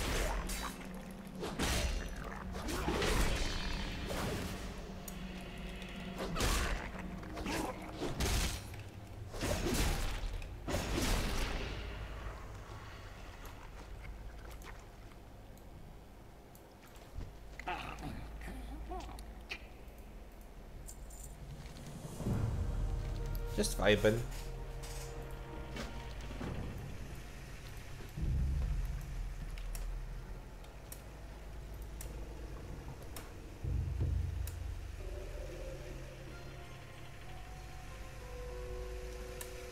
My dad has not responded to my texts for the last 10 minutes.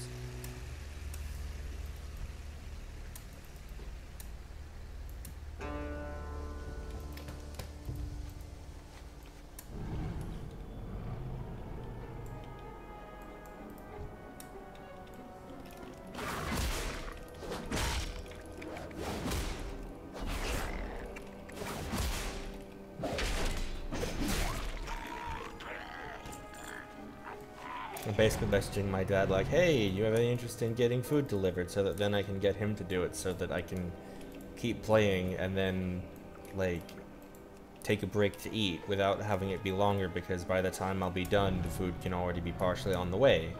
So then the break will be shorter, you see. Does that make sense? Was that coherent at all? Sometimes I experience a thought, but not always.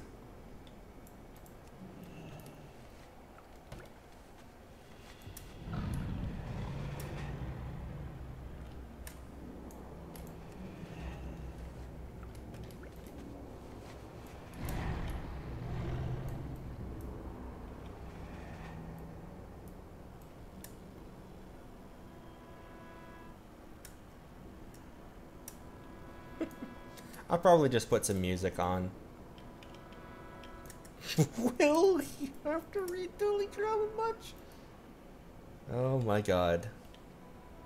I think he would probably, like, die.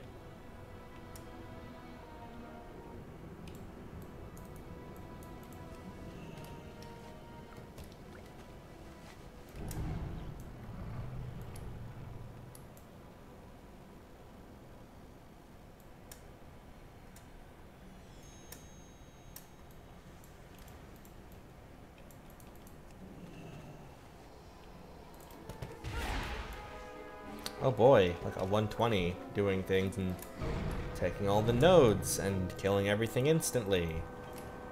Hooray!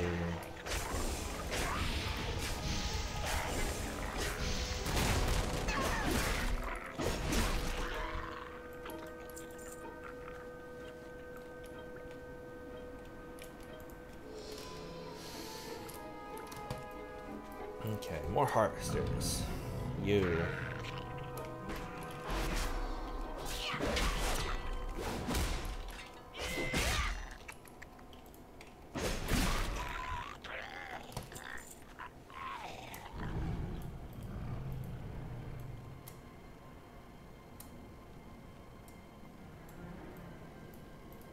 And you. Anyway, here's a fun fact. I almost started the stream in Stormwind, like standing on a roof or something. And then Michael suggested that I start, I think it was Michael. It might have been Leo, but I think it was Michael. Someone suggested that I start the stream where I ended the last pre-Herald stream, and I'm like, actually, that's a good idea. And then I did it. Epic behind the scenes info. Camera zooming in and out as sirens blare and there's like lighting particle effects. Oh boy.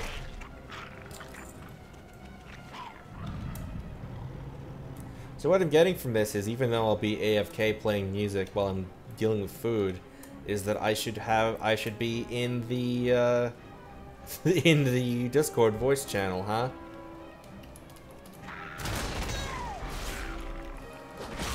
And then you can do what pleases you.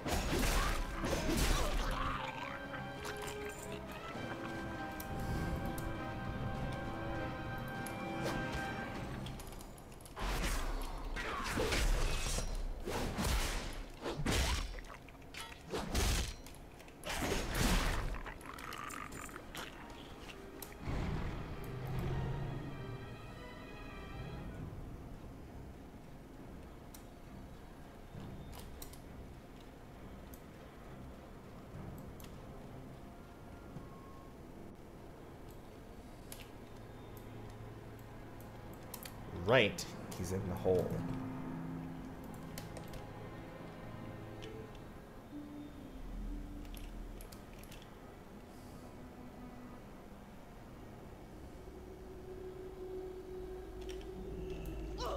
Hello.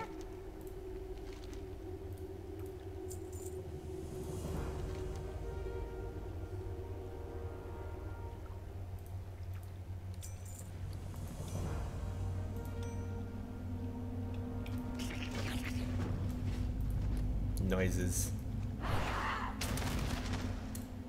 They're bugmen.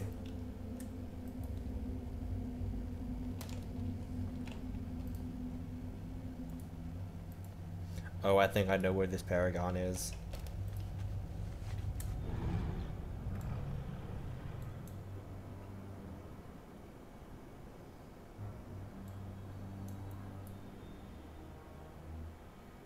Maybe? No, I misremembered.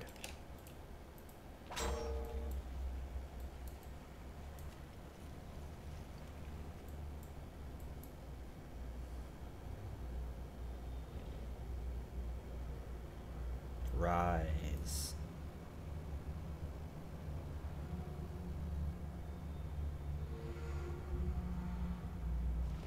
There you are.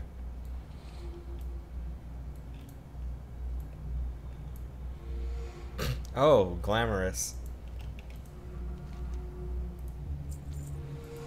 Speak. We are done. Yes, Wakener. The will of the galaxy is eternal. I am almost at level 90. This quest might actually do it.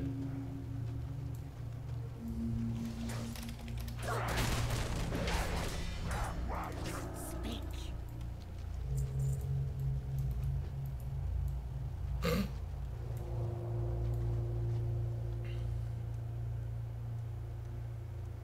Man, I look very fancy right now. Why do I have power word shield? Did he do that? I guess he did that.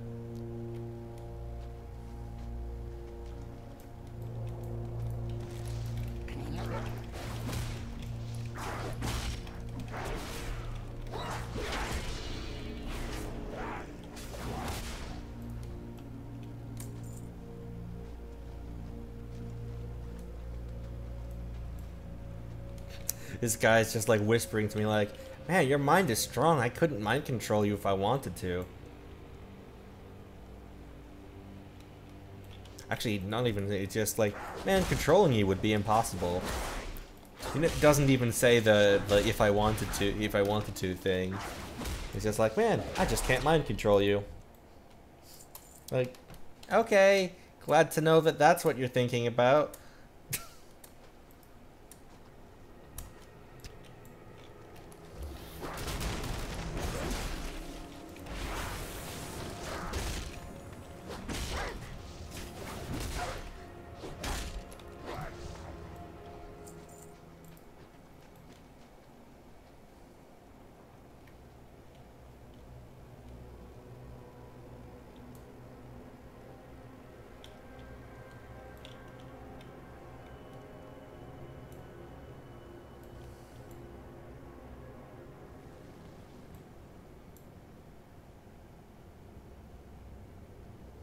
Behold, the greatest weapon.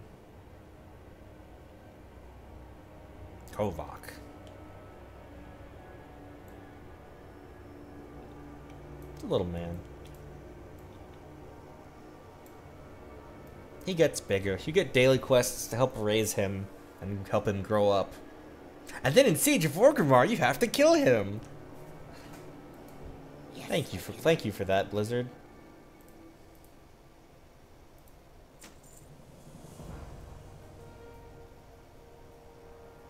Preserve the cycle. I'm not going to do both of these quests. I'm only going to do one of these quests. Because level. Let's see, where can I get some succulent turtle fillets?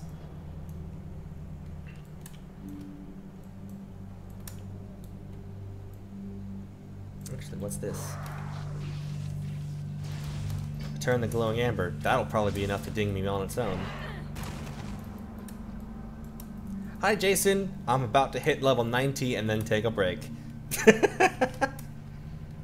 And then Leo may or may not hijack the stream to fill time while I get fooded. Wait, where did... Oh, he's a Classy Fest.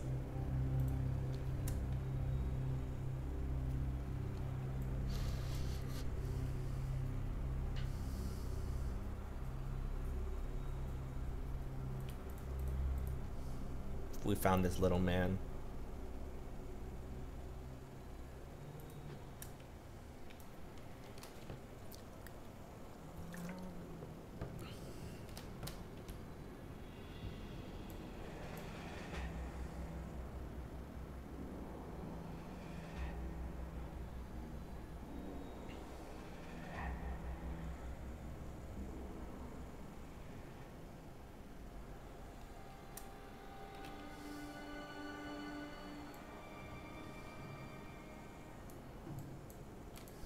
You are far from home.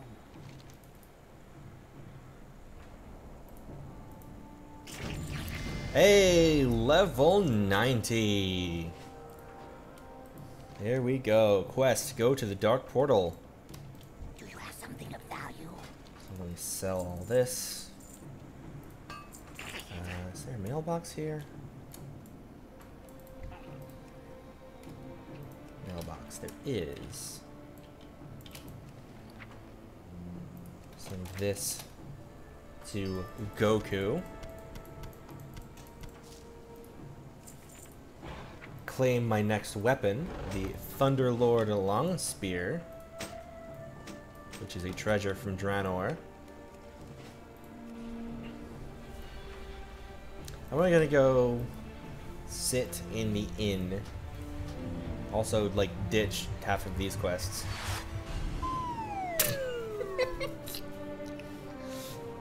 Dude.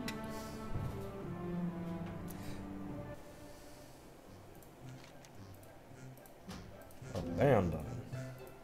Abandon. Abandon. Abandon. Abandon. Abandon. And abandon. I'll just leave us in here because funny music. But, you know, there we go. No, thanks to Healthy Bot. Hey, Healthy Bot just said you've been live for 5 hours? Yeah. That includes pre-stream, but still. Halfway there! Oh god, Jorb. Help me. How late are you gonna go? As long as it frickin' takes. I have no choice. I only have 2 days, including today. I mean, yeah, but also, don't die. I will try my best not to die. This is why I'm taking a break. Valid. Bye, Nyx. Bye, Nyx.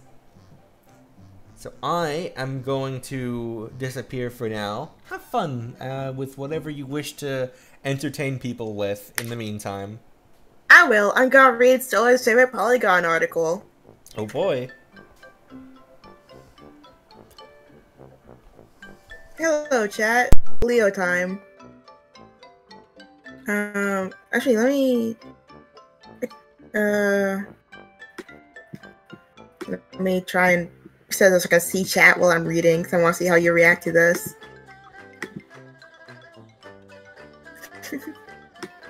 Okay. I found the key to making everyone mad in Sea of Thieves. Please come to my sloop. It will be fine. By Cass Marshall. Sea of Thieves is a fascinating game because so many factors are outside your control. If I see another ship on the horizon, there's a surprisingly complex flow chart of factors that result in a decision to stand and fight, attempt to ally, or cut and run. With every encounter, I take part in this delicate social dance. That can be frustrating. If you want to fight or hunt players, and they want to placidly sail and go on adventures, there is a clash of expectations. I have found a solution to this. A word that activates the primal urge in every Sea of Thieves player's head to fight, kill, and die. Rules of engagement. What am I supposed to do? Just chase people down? Am I supposed to yell cusses in an attempt to provoke them? Should I accept that they don't want to fight me like some kind of coward? Look, I'm a pirate of honor. I'm not going to harass people or say anything rude. I'm also not going to run down some poor sloop. If they want to go about their business, I respect that. But at the same time, sometimes I just want to fight. Maybe I want the sweet pink lantern flame that comes only from dying at the hands of another player. Or perhaps the arena is too chaotic, too on for me. Or I might see the glimmer of treasure on their ship, and I want to acquire it. It became clear that I needed a siren song, a way that I could yell through my speaking horn and ensure that my prey would come to me. I found the answer to my urgent need by accident. It all comes from a single word. Hello? Know Your Meme defines hello as a variation of hello with a cutesy or babyish connotation. The word grew into slang on Tumblr in 2017 through its use in shitposts. Arguably, the most culturally prominent use of hello is in a text RP between two friends, in which one person cannot stop helloing and pleading for their life, with the other friend who assumes the guise of US President Barack Obama leaves them to their fate. Sea of Thieves introduced a speaking horn in the Hungering Deep that allows players to project their voice across the ocean and communicate with other ships. At first, I used the horn for its intended purpose, offering alliances or laying down the terms of a bargain. This absolutely pales to lifting the speaking horn to my lips, pressing my mouth close to the microphone and shouting, "Hello, Mr. Gowan?" What's important to note is that I don't say hello in a soft or sweet way. I am not trying to sing a lullaby that gently lulls my enemy to sleep.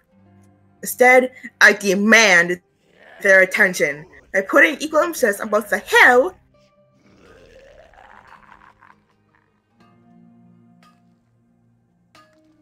Oh, I'm not fucking around. Update. After I shared a clip of my hello in Polygon's lab,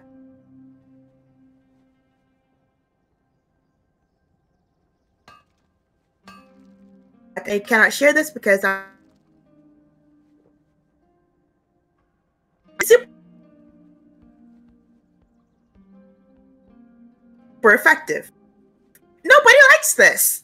In 100% of the cases I hello, but this is their sales and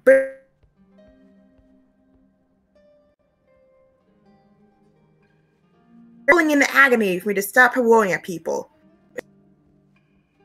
Just fool. Oh shit, the audio's cutting in and out? That sucks. Fuck.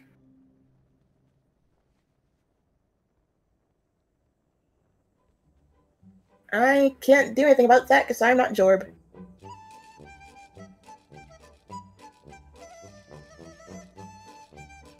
Should I keep going?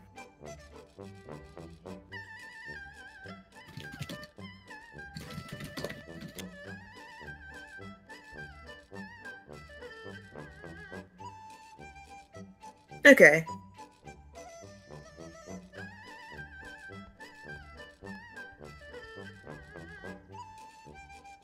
I've encountered players who are happy to insult my average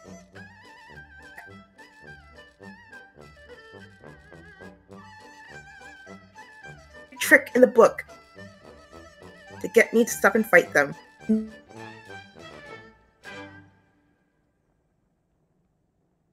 No! The entirety of the Sea of Thieves fanbase goes absolutely fucking wild when they hear we had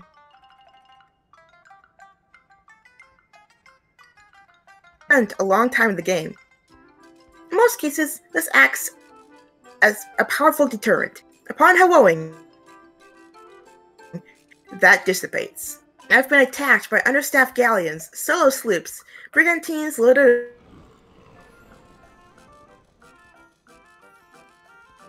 with valuable my red and white ship with the bold scorpion sail. It makes me think back to the Russian parable, The Frog and the Scorpion, where the scorpion acquires passage across the river from a friendly frog.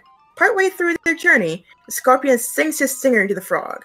I cannot help it, the scorpion says as they both drown. It is my nature. When I hear that parable, I think, big mood. Not even my crew tolerates a sonorous hello over voice comms. On multiple occasions, they voted me into the brig, knocked holes in the bottom of the ship, and left me to drown in a cage. On other occasions, they drink grog outside my cage, then vomit over me while shouting, "This is what you get! This is the point of the hello! Stop it! Stop helloing!" So strong is their hatred, when I reached out to a crew member to ask him if he'd be willing to comment on this article, he flatly declined. Instead, he wrote back in a fast, frequent sentence fragments. "Oh my god, do not. Do you understand? This could create a trend. Don't you dare!" Some people suggest that Sea of Thieves is the game lacking content. Instead, I'd argue that the game is full of experiences. They're the ones you have to craft yourself. Sometimes that content is centered around ghost ships, slowdowns, and pirate adventures. Other times, that content is my crew immediately yelling at me as soon as I call if I see a ship on the horizon, because they do not want me to hello when having Athena's chest aboard. But there is a secret I need them to understand. White Sail and Red Scorpion, please come to my ship. I promise it will be fine, and I will not take your treasure. You can trust me.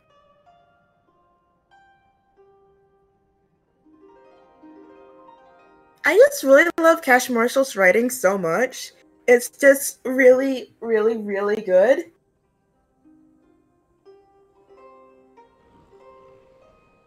Like, God, it's a shame Twitch is eating it. It's really good. Should I read another article, or is this a bust?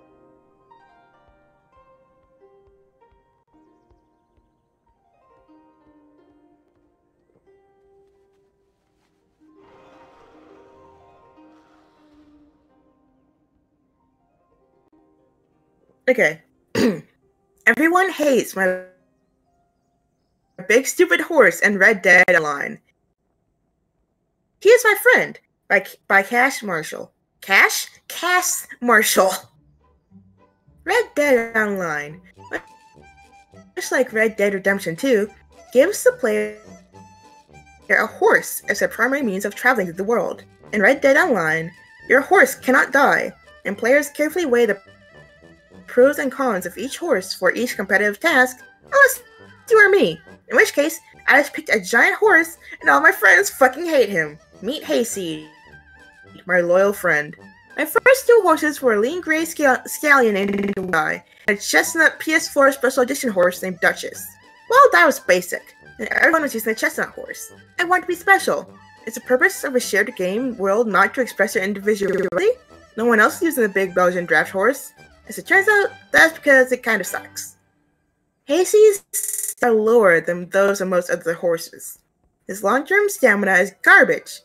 As a definite curve to his turns, and a straight sprint down a path, he will lose to most racehorses.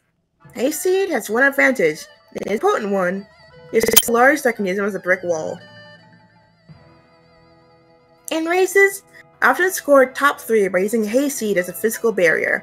Nimble steeds with slender frames smash into Hayseed as I continue on at my relaxed pace. When players are forced into choke points and all the horses are jostling, Hayseed is a shore upon which the weak, cowardly waves break. One time, a guy openly scoffed in voice chat, "Who brings a Belgian to a race?" I do. I knocked that guy over. Not only does he work as a barrier, but I utilize Hayseed as a weapon of war. I have specialized my character to take all perks related to horseback damage. That is largely redundant, because I just charge at people and trample them under Hayseed's big, powerful hooves. Despite all of this, Hayseed is a friend. Look at those placid, beautiful eyes. Hayseed is just a large lad who doesn't know any better, and he must be protected. Unfortunately, my posse disagrees with me. I catch them throwing Molotovs at Hayseed while he gambles in the field. One time, I got off my horse to hog-tie my good friend Matt for chuckles, and his brother Jake jumped on Hayseed's back, gave a peal of joyous laughter, and immediately ran Hayseed off the nearest cliff. To Jake's horror, while he died upon the jagged rocks, Hayseed survived the fall and got up. I gave him oatcakes, brushed his beautiful mane, and whispered apologies in his ear. I love you, Hayseed. And to ask my friends, Hayseed is the aggressor. I will admit, some of this is on me. I sometimes forget that I have to manually brake, and so I often veer into friends of Hayseed. Even if friendly fire turned off, Hayseed's bulk knocks them over, and they have to scramble back to their feet. Sometimes, when they get back up, I accidentally knock them over again. Sometimes they die. Does that ethically count as murder? Is this Hayseed's fault? Who can truly say? Also, since Hayseed is my friend and trusted confidant, I have to bring him into every quest area in Mission Giver's house. This enrages Jake, who is half in character at all times, regularly takes photos, and demands total immersion. On more than one occasion, Jake has turned around after accepting the quest, only to see Hayseed's giant head poking through a cabin door or gate, I could hear him howl over voice chat. I asked my friends to comment on this article, and they kept their thoughts brief. Matt simply wrote, Hayseed is not a friend. He's a sin. Jake paused thoughtfully for voice chat before saying, Hayseed is a mistake and a burden. Another friend, Aaron, chimed in with, Hayseed is honestly being fed some sort of performance-enhancing substance, so it's not unreasonable to have both it and its owner exiled to the far reaches of the snowy north. Horses are companions. There is a reason why one of the first pieces of downloadable content was armor for your horse in the Elder Scrolls IV Oblivion. The world of Red Dead Online can sometimes feel a little quiet and a little empty. Playing with my posse has proven to be a fantastic social experience. And part of that is the stories we generate together. Sometimes those tales come from fighting with other posses and robbing stagecoaches out in the far reaches of the west. But sometimes those stories come from me accidentally trampling my friend with Hayseed, my big, beautiful horse. Please, ignore the hollers of agony coming from these people. It's fine. You can trust Hayseed.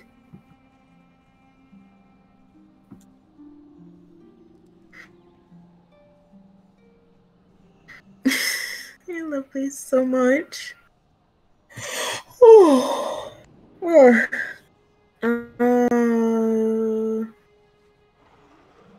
Solar, are there any other Cast Marshall articles you'd like me to read?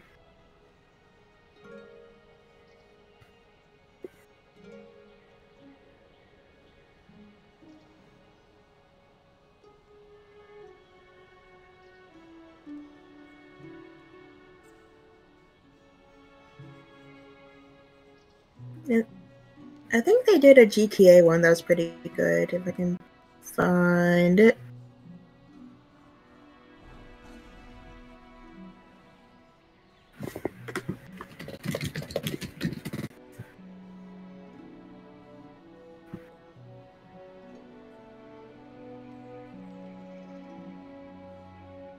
Yep, here it is. My flying pink car keeps causing problems in GTA Online. Rockstar occasionally sends me emails about exciting new cars I can purchase in Grand Theft Auto Online. Perhaps I would like some kind of Lamborghini or Ferrari knockoff. I can't really tell the difference between the endless array of cars constantly advertised to me in game promotions. They all seem to drive real fast. Some of them have 2 doors, and some of them have 4 doors. Look, I never learned all the different kinds of cars, and at this point, I'm too afraid to ask. All that matters is that I have got my hands on a flying pink and blue murder car with a funny horn. It's solving many of my problems. It's also causing a whole lot of problems. But those problems are being drowned out by my novelty musical horn. Meet the Deluxo. Now, I'm no expert. If you ask me, the Deluxo has everything a car needs. Good color, pink. Gun. Heat-seeking missiles that make a really satisfying lock-on sound. Goes fast. In fact, the Deluxo is, in some ways, symbolic of the problems that haunt Grand Theft Auto Online at the moment. After the launch and introduction of heists, we've seen a whole lot of content that escalates and expands on the basic GTA premise of drive car, do crimes. Players can take the skies in hoverbikes, summon tanks, and drop orbital strikes from outer space. When I'm on the road, stuck in traffic, the urge to escape is overwhelming. Why be stuck on the ground with the rest of the poppers when I can take to the skies? Mountains? Military bases? Shipments of deadly weapons spread across the map that I need to destroy before timer runs out? The Deluxo basically trivializes all of these concerns. A fool, an utter rube, might play Grand Theft Auto 5 for the single-player content and learn about the 3 protagonists and their histories. I climb into Deluxo and blast the Backstreet Boys hit I Want It That Way as I shoot missiles at helicopters. It's tough to carry the burden of such genius, but don't worry, I have a solution. I strap the burden to the back of my pink flying car and run away from any judgments or consequences.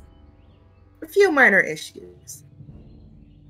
You would think that the Deluxo has nothing but upsides, and honestly, you'd be right, if it weren't for other people who have problems with the manner in which I conduct myself. There's a ramp-up period for liftoff. There's one instance where I expected to take off, but instead, the Deluxo simply skidded around a corner as the wheels slowly lifted up into the body of the car. The car smashed through the gate and into my buddies. one of whom was holding a Molotov. After a few minutes of chaos, the Deluxo gratefully soared to the skies. Behind me, everything was on fire, my friends were all yelling. Yes, a few people got immolated, but you can't make an omelet, flying car, without cracking a few eggs, friends. Another time, I was slowly following a target. This security guard had a key card on him that I needed for a break-in. The quest giver suggested I knock the guard out, perhaps using a pistol whip. Deluxo had other ideas. The heat-seeking missiles locked onto him, and there's a rapid, satisfying series of beeps. So, yes, I may have fired a missile at the guy that generated the salsa. And apparently, that's a problem, because I failed the mission. Listen, no one told me this when I bought the thing. It should be noted that I enjoy the element of stealth. If I'm asked to track an enemy or escort a friend, I'm in disguise. But I also like to make the moment cinematic, so I play my novelty horn to add a certain sense of gravitas. The truth is, I play this way with the Deluxo to make its power a little less potent. The car is so powerful that it trivializes most of the game. It would be too easy to slip into a groove, soaring over the world, only half paying attention to my surroundings, focusing on completing quests to earn the most amount of money possible. That is certainly practical, but it sucks the fun out of the game. We're hanging in there and playing regularly at the moment because it's like being able to jump into a Fast and Furious movie at any time. Those movies are about family, talking about family, showing off our outfits, and doing cool car stunts. And right now, the bad boy Dom Toretto of this family is the always unexpected Deluxo.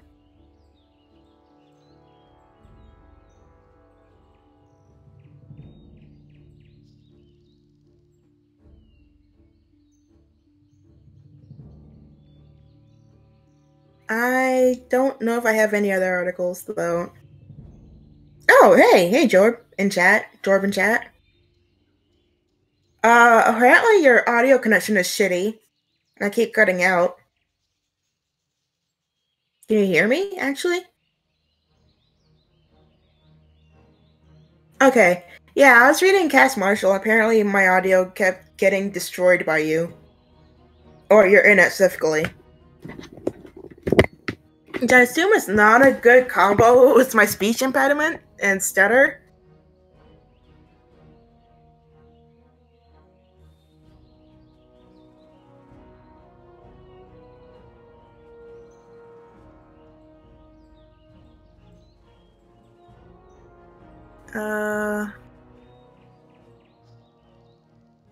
Oh, okay. Okay. When are you gonna be back? Like, how much time do I have to fuck around more? So I've read like 3 articles and am considering looking for fanfic to read.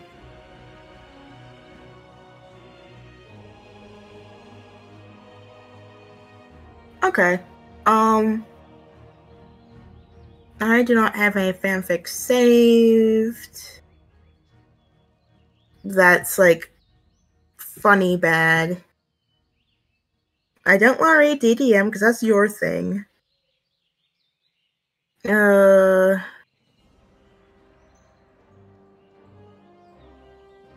I could. Would you be okay with me doing that? Okay, cool. Let me find your AO3. Which I do have, I just gotta go tab over to it. Alright, that's just for my inbox, hold on. No, it's just comments I saw and didn't mark as read.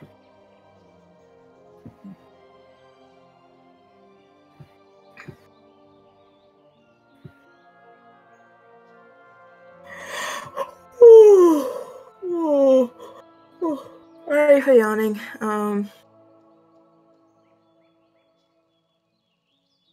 Trying to find your longest one.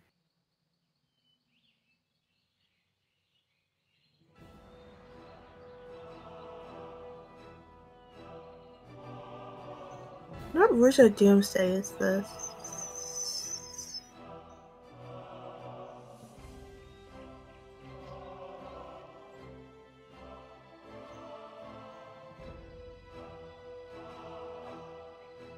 Yeah, I'm gonna skip the co-written one.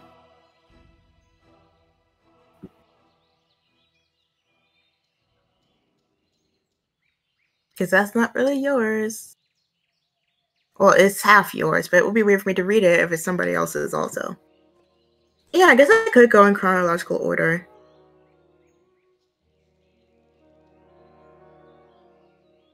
Okay.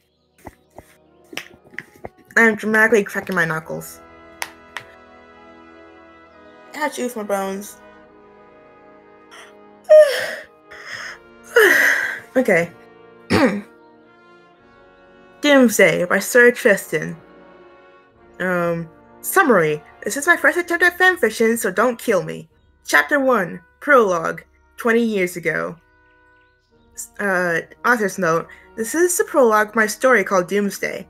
This takes place about a year after the games. Sonic is 16, Amy 13, Tails 9, etc. But 20 years before the rest of the story. Tell me what you think. Oh yeah, I forgot that, AO3 says this was published 2009 on March 27th. So this is literally like 11 years old. Dr. Eggman shuffled quickly through his underground lair, knowing that Sonic and his friends would soon be there to stop him, this time for good. Hurriedly, he finished making the final touches on his latest version of Metal Sonic. However, his intention was not to use this on Sonic, as this robot was far too valuable to risk being destroyed. Dr. Eggman knew that this base would last long into the future, Metal Sonic waiting all the while. One day, some poor fool would come and accidentally activate him, and then the end would begin. You see, Eggman's ambition was to conquer the world. However, he decided that if he can't have it, then nobody could. This latest version of Metal Sonic had been upgraded to absorb the energies of the Chaos Emeralds, making him much more formidable. Once Metal was activated, he would immediately begin his hunt for the emeralds, and as soon as he got a hold of all 7, Eggman snapped out of his daze. Now was no time to think about what Metal Sonic would be able to accomplish. He had work to do. After about another 10 minutes of hard work, it was finally done. He stood back, admiring his handiwork. Ah, Metal, I sometimes feel as if I've put too much work into you, said Eggman, looking over his creation. But then it passes. Suddenly, his security system lit up in red, alerting him to Sonic's approach. Eggman chuckled to himself. Come, you blue rodent. You may end up defeating me today, but how will you fare 20 years from now? I haven't left kudos on here yet. Boop. There we go. Chapter 2. Chapter 1. Jordan and Violet. Summary. This is the first chapter, set about 20 years after the rest of the prologue. Metal Sonic is still waiting in Eggman's lair to this very day. Waiting. Wait, hold on. Metal Sonic is still waiting in Eggman's lair to this very day, waiting. Meanwhile, Jordan and Violet are racing through the desert and find something that hasn't been seen for ages.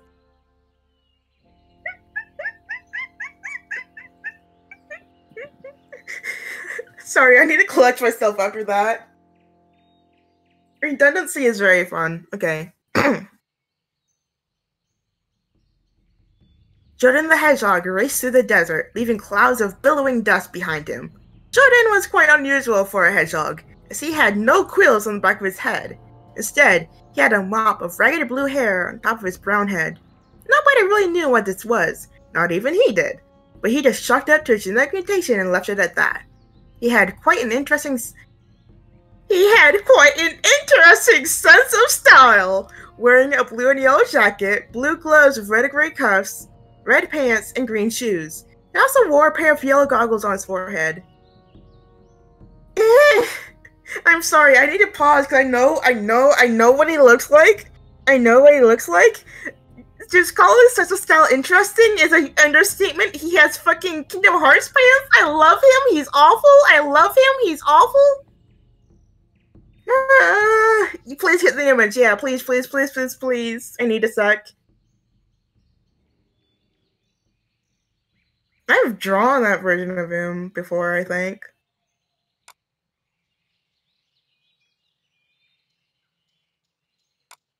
Yeah, let's just wait to see what he looks like.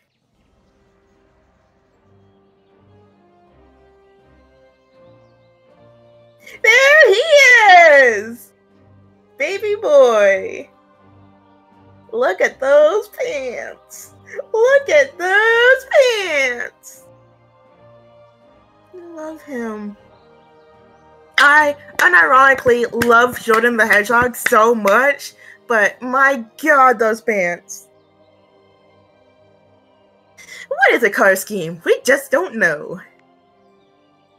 Okay, back to the fic. Running to his side was his friend since childhood, Violet Rose. Like Jordan, she too was a hedgehog, although more normal of a hedgehog than he was. Her parents were the famous hero from 20 years ago, Sonic the Hedgehog, as well as one of his friends, Amy Rose. Violet rather resembled her mother, wearing a blue dress and white gloves with rings at the cuff, as well as blue running shoes that resembled the shoes her father wore at her age. Unlike her mother, she wore no headband. And also, unique to her, was a mysterious yellow necklace that hung around her neck. She had gotten it for her 8th birthday as a present from her father, Sonic, and had always been wearing it since. Both hedgehogs possessed the ability to run at quite impressive speeds, and often spent time running around at high speed for thrills. Suddenly, as I rounded a corner, Jordan realized that Violet was no longer following him. "Violet?" he asked. "What's up?" "Jordan, you better come and see this," replied Violet. Jordan dashed over and gasped at what Violet was holding in her hands. "A Chaos Emerald!" he exclaimed. Violet nodded, then turned back to look at the emerald. It was a vibrant red color, and nearby sunlight reflecting into the emerald caused rays of light to sparkle and dance. "What do you think he was doing out here?" asked Violet. Jordan replied with, "I don't know, but we better go show your dad. He hasn't seen a Chaos Emerald in ages, and I'm sure he'd want to know about it." They were about to leave. Right before they could, a voice called out to them. "Hold it right there!" Oh, that's way too deep. Hold on.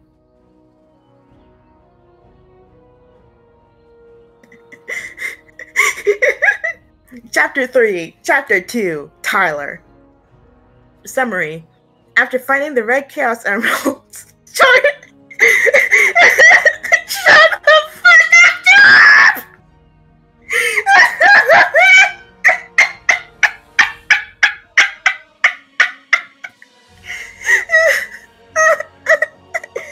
Jorb, I'm sorry, doing your fanfic!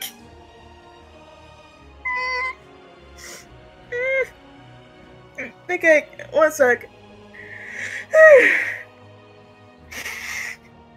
After finding the red Chaos Emerald, Jordan and Violet are stopped by a stranger named Tyler, who wants a Chaos Emerald for himself. Jordan and Violet turned around to see who was there. Behind them, with arms crossed, was a fox. He had green fur, with a tuft of fur that had been dyed blue on his head. He was wearing a black jacket with white sleeves and camouflage jeans. He was also wearing black gloves with black and dark blue cuffs. Did you put Tyler on? You did. Oh, wonderful. Oh, you gave. I was looking at stream the whole time. You gave Ronnie emeralds. Thanks for the visual illustrations, Jorb. Okay. Pull it together. You are. Thank you for this. Okay. Pull it together, Leo. He was also wearing black gloves with black and dark blue cuffs. He also had black shoes with small spikes on them. "Who are you?" asked Jordan.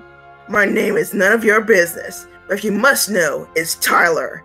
Now hand over that Chaos Emerald," demanded the stranger. Jordan immediately yelled, "What? How do you know about the Chaos Emeralds?" Tyler replied by saying, "Ever since Sonic and his friends fought Dr. Eggman, everyone knows what Chaos Emeralds are. Duh." This caused both Jordan and Violet to fall down, anime style. "Oh yeah," said Violet. "Well, did you know my father is Sonic? We were gonna take you. We were back. Fuck. Hold on.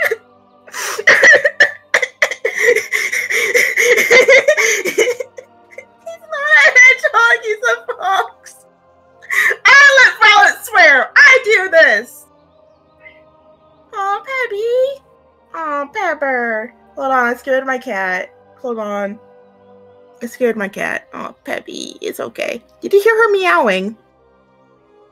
You did hear her squeaking.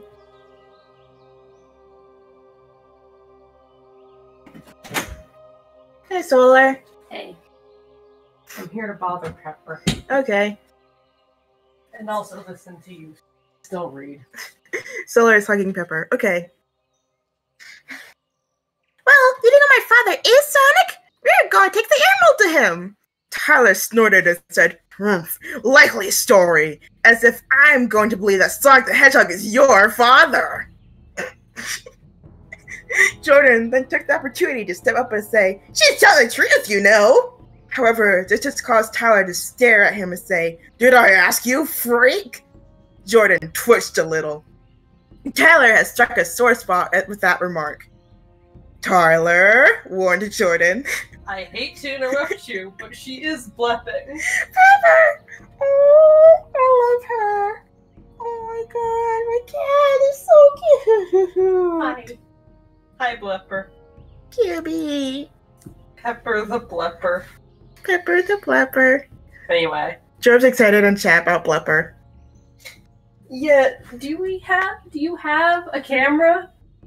Not that I can show on stream. I can put a photo in the Palinauts Discord. Yeah, take a picture of her and then put it in the Palinauts Discord, because I don't know how much longer she will blep. Yeah, hold on.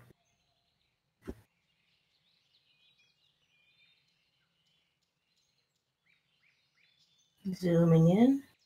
Zooming on the blep. Computer, zoom and enhance. Your flash is still on, yeah. I'm sorry, Pepper. I just blinded my cat.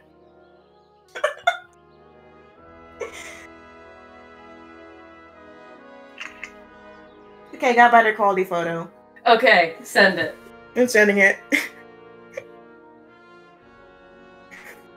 Hey, Pepper. Sorry about that. I just blinded my cat. I shined the flashlight in her eyes. I'm really bad. It's okay, you forgot the flash was on. Peppy. Okay, it's Blepper is in Palinauts Discord now. And you should also, if Jorb can put Pepper up on stream. Yeah, she looks angry because I shined a flash directly in her eyeballs. It's why she looks mad. Don't worry, I'm letting her rest on my face now. Can confirm is doing that. Okay. I hope you're enjoying roommate shenanigans. Oh, Pepper's escaping. She's spawning at the door. I think Jorb should put Blepper on stream. Anyway. Yep, she's up on screen. She's on screen now. Yes. Oh, she's huge. I love her. She has taken over the Sonics. It's only Pepper now. Okay.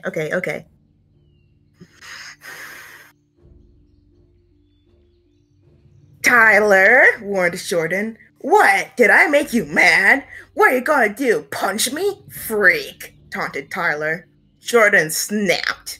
Enraged, he ran at lightning speed at Tyler with his fist raised. However, right before he hit him, Tyler was suddenly not there. Huh? Wondered Jordan. He heard chuckling behind him. He turned around and saw Tyler. How did he? Are you done yet, slowpoke? Said Tyler. Before Jordan could charge again, Violet yelled out, Jordan, wait! Let's see what he wants. But Tyler cut her off. I already told you, give me the Chaos Emerald. Jordan asked, why do you want the emerald? And that's for me to know and you to find out, responded Tyler. Then, before Jordan could even react, Tyler ran up to him and grabbed the Chaos Emerald and ran off. What the? Started Jordan. What just happened? Violet, just as surprised, replied. Looks like you aren't the only speed scare around here, Jordan. Because the other forgot that I'm also fast, I guess? Wait till I get my hands on him, said an angry Jordan, only to be once again held up by Violet, who said, Jordan, wait! We should go tell my parents first. They should know what to do. Jordan grudgingly replied, I suppose you're right. Come on, let's go. Jordan grabbed onto Violet's hand. Ready? Asked Jordan. Violet nodded. Then let's go! Yelled Jordan, taking off at supersonic speed. Yay! That is all that's done with the first Doomsday. I love this a lot. And I do genuinely love this. This is a good... Yeah, so next work is... Okay, that one's co-written. Next work. Pokemon Amber. Next work, because I don't want Michael to kill me. Aha! The new Freedom Fighters. This one's fun. The New Freedom Fighters by Sir Tristan. Summary. Just something a little different. I was bored, and I had this idea in my head for a while, so I decided to finally get around to writing it. I hope you like it. Chapter 1. 40 Years. And sorry.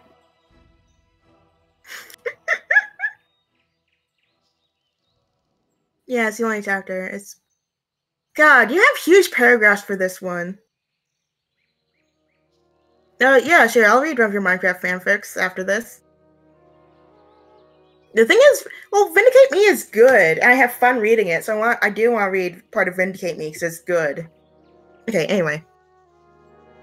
Sonic stared at Dr. Ivo Eggman Robotnik, his nemesis for as long as he could remember. Eggman was clumsily attempting to climb into a machine behind him. Sonic simply laughed and taunted him by saying, Do you really think that another machine is going to help you? What can this even do that your other ones couldn't anyway? You've already smashed all your other bots. This one doesn't stand a chance. Face it, Egghead, you're finished. Give it up. Eggman persisted, and finally managed to find its way inside, and began rapidly spinning knobs. Sonic simply sighed. Would Eggman ever learn? Amy, now! Amy Rose took this as her cue, and pulled out her giant Pico Pico hammer and smashed the nearby power generator, plunging the room into a blackout. However, the machine did not shut down, much to everyone's confusion. In fact, the machine was glowing bright enough to see by. Suddenly, the machine began humming. The whining noise grew louder and louder, prompting Sonic to say, You know, I don't like the sound of this. I think we should probably get out of here. He was cut off by what sounded like an explosion from the direction of the machine. Whoa! Shouted Sonic, jumping out of the way. As the dust cleared, there was no trace of the machine left to be seen. Eggman was gone. Tails coughed, came up to Sonic. So, this is finally it, huh? They finally beat Eggman. For good. Sonic replied, Yeah, I can't believe it. It didn't seem like this would ever happen. The year was 2000. Tails had caught wind of some of Eggman's plans from his spy robots that he has. Eggman was going to unleash a giant army of robots upon Central City, and Sonic knew that they had to stop him. He was getting too dangerous these days. And Sonic gathered everyone he knew together. And they raided Eggman's base for a preemptive strike. The battle was a huge success. They cut through his defenses like a hot knife through butter, much to Eggman's dismay. Eventually, they came upon Eggman himself, after battling his elite mech guard that surrounded him. In what seemed to be a last-ditch effort to defeat them, Eggman climbed into a device that seemed to be designed to explode, taking Sonic and his friends with him. However, everyone escaped the explosion unharmed, albeit barely. Sonic still couldn't believe it. Eggman was gone. Forever. And that night, Sonic couldn't sleep. He couldn't stop thinking about how his life was going to change with Eggman gone. Every time he had stopped Eggman, he was a hero. But now, with that threat gone, what was there to do? He considered exploring the world, but that would only take him a few days at most. He discarded the idea. Sonic rolled over in his bed. He was so confused. Only something interesting could happen. Suddenly, Sonic heard a loud humming coming from outside his window, similar to the noise Eggman's machine had made. What now? Thought Sonic, quickly putting on his shoes and gloves and racing outside to look at what was happening. He saw a glowing shape that resembled a Mobian. Suddenly, with a loud boom, the glow was gone, leaving a startled-looking cat standing in front of him. The cat was wearing a hooded brown robe, covering most of his face. He quickly regained his composure, noting Sonic for the first time. Oh, I had to come up with a voice for him. Uh-oh. Sonic the Hedgehog? Asked the figure. Sonic replied with, Yeah, that's me. Who are you? I can only tell you that if you help us... Huh? Oh. Sorry, I misread that really weirdly and got confused. I can only tell you that if you help us. But you have to come with me, replied the cat. Sonic was suspicious of the stranger. He decided that it couldn't be too bad. After all, he had defeated Eggman just the other day. What could happen that he won't be able to handle? Alright, let's go! So, where do we go? And Sonic began running in place, eager to go. The cat smiled under his robe and said, You're not running anywhere. Hold on my arm. Puzzled, Sonic did so. I think I'm doing a Tails voice for this guy, actually. I think this is like close to the Tails voice I did for the project. Womp womp. Puzzled, Sonic did so. The cat pulled a device out of his pocket and began pressing buttons. He then turned to Sonic and said, Get ready for the ride of your life! As the machine started buzzing. Oh, and close your eyes, warned the stranger. Sonic felt like he was being turned into jelly. He was now thankful his eyes were closed. He wasn't sure he would want to see what was happening to him. All his senses were giving him signals that made no sense. All of them conflicted with each other. He felt as if he was being burned alive and frozen to death at the same time. He almost felt like he was about to explode. And then, just as suddenly as it began, it was over. Opening his eyes, Sonic looked around, seeing that he was now in an ancient-looking room, filled with strange machinery. How did we get here? Asked Sonic. And where are we? The cat took off his hood, introducing himself as Alex. Alex had light brown fur with green eyes. He also had orange hair with a ponytail. Sorry, I just looked at stream. I'm glad you're still doing that. And a little bit sad that I can't see it while you do it because I'm tabbed out. Guys, come on out. Come give Sonic a warm welcome. Why don't you? Why don't you? Right after Alex said this, Mobians began revealing themselves from hiding. They included races such as rabbits, cats, echidnas, foxes, lemurs, and even hedgehogs like Sonic himself. Wow! Who are you guys anyway? And where are we? Asked Sonic. Yeah, Sonic just asked where he was twice now. No one's telling him yet. Another hedgehog walked up to Sonic, introducing himself as...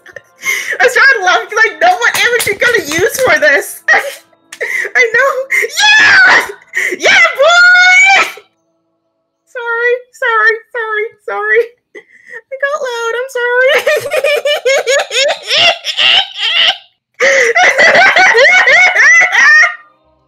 I remember this image.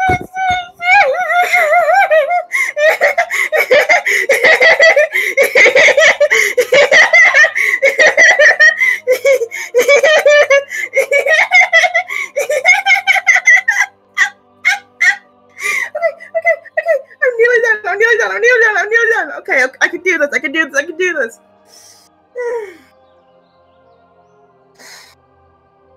Another hedgehog walked up to Sonic, introducing himself as Alex's father. He had brown fur as well, though it was darker than Alex's fur. And he had green eyes like Alex. He also had a patch of blue hair on his head. My name is Jordan the Hedgehog, said Jordan after a moment's hesitation. And I don't think that and I don't think that where is the only question you want to be asking. When is also a good question. What the fuck is this voice I'm doing? So I can understand what the brown hair dog meant by this. What do you mean when? What? Was I passed out for a couple of hours or something? Or even a few days? That could explain how I got here without memory of how I got here. The third Mobian camp to Sonic, this time a green fox. Oh, okay, gender. No, it's nothing like that, I mean Sonic. This is new novel on Angel Island, which, by the way, is no longer in the sky, she explained. And then, for what is probably the most crucial piece of information, you need to know. Year is 2040. It's been 40 years. 40 years?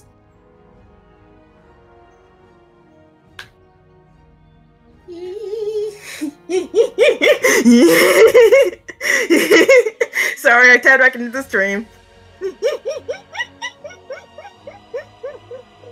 you even have any pics of sunset in them? Do you even? I don't think you do.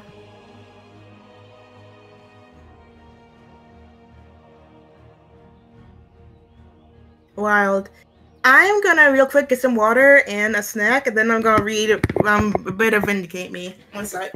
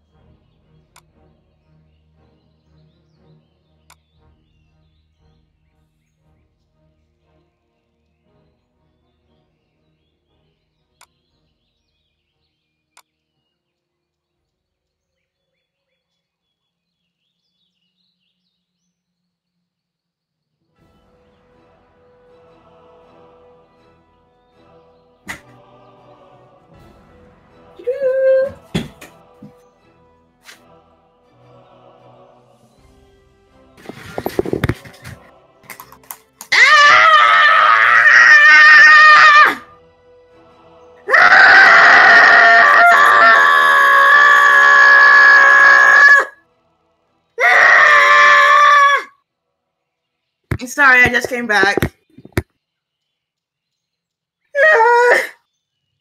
Hi, Jorb.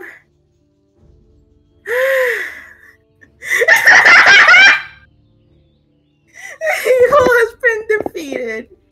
Okay, let me get Vindicate Me.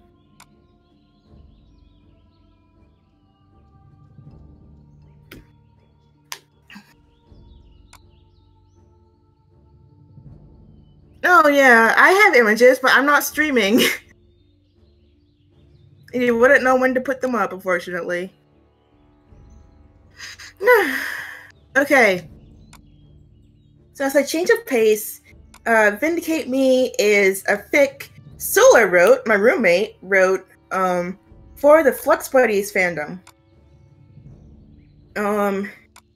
It is inspired by some role plays I did with Solar back in 2016, 2017-ish.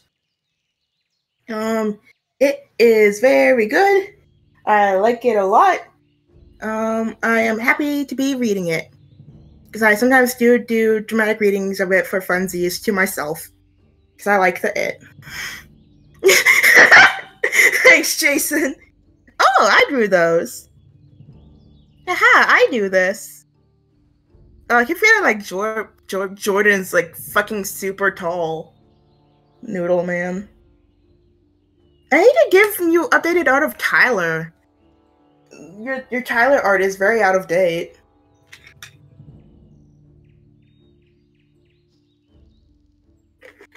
Alright, Tyson, yeah.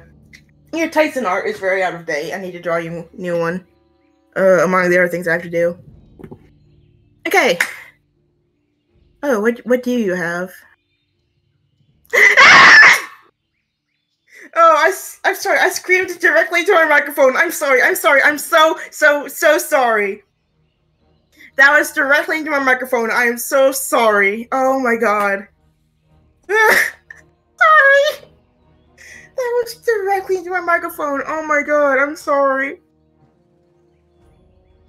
I forgot I did that. I don't think I did. I think you did that, or somebody did that. Someone's responsible for that. You might have done that. I might have given you the materials for it, though. There's also like the fucked up shit from when I was working on time lapse for the first time when I put like Sick and Jordan's heads on each other's body. That was funny. Okay, vindicate me. Ah! Vindicate me by I Am Solar Flare. Summary. Usually, Hannibal Hector's happy to take the fall for a crime. It's not like he hasn't committed several scientific sins and also racked up several kidnapping and murder charges. But when he finally bites back against a crime they definitely wouldn't commit, there's an ultimatum issued his way. Banishment or death, they say. Pick your poison. Meanwhile, world-hopping vigilante Tungsten Raster has caught wind of some local government corruption going around, and he's not going to stand idly by.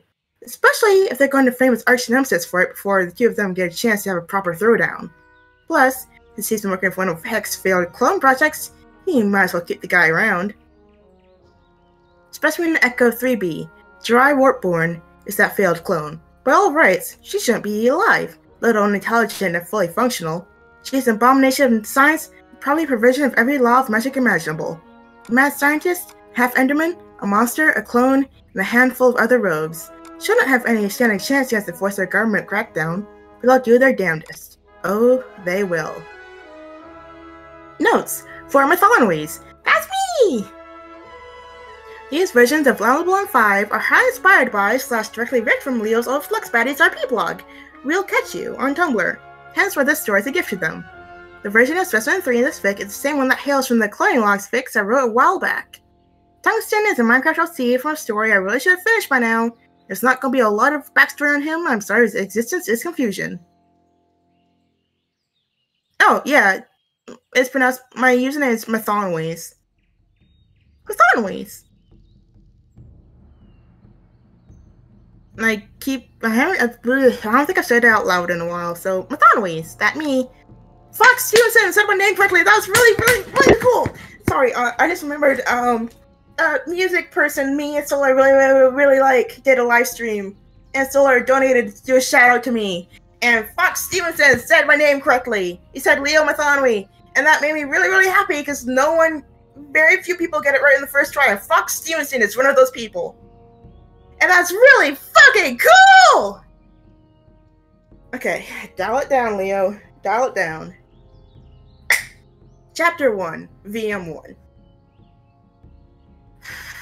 I don't remember my tungsten voice. I've really forgotten my tungsten voice. Guess this really is. There's a duck? There's a duck? Oh, there is! Hey, Duck Stab.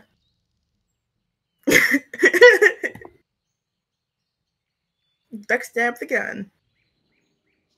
Guess this really is the epitome of a dark and stormy night. A tall man thought as he weaved his careful progress between tightly packed trees. That's weirdly cliched. It was definitely odd that, wherever he went to find his arch-rival, the environment seemed to conspire to be as ominous and dramatic as possible. First, it had been a silent, clear night in a redwood forest. Then a meeting in the dead of night across a campfire in the middle of a different forest. And now, Tungsten's latest endeavor to formally confront his favorite foil saw him in the middle of a thunderstorm, rain lashing down as he weaved through yet another third forest. Apparently, he and Hector also had a thing for meeting in forests, didn't they? Well, whatever. Who was he to break a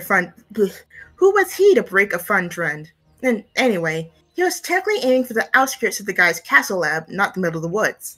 That had to count for some variation, right? One could only hope. As usual, he had the element of surprise.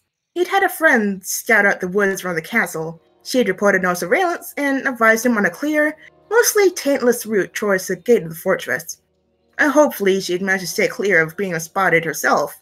Hector kind of had a thing against her. His thought process wandering exceedingly far away from where it had initially started, what he was actually going to say to Hector, Tungsten continued his journey through the woods, waving away rain and brush alike.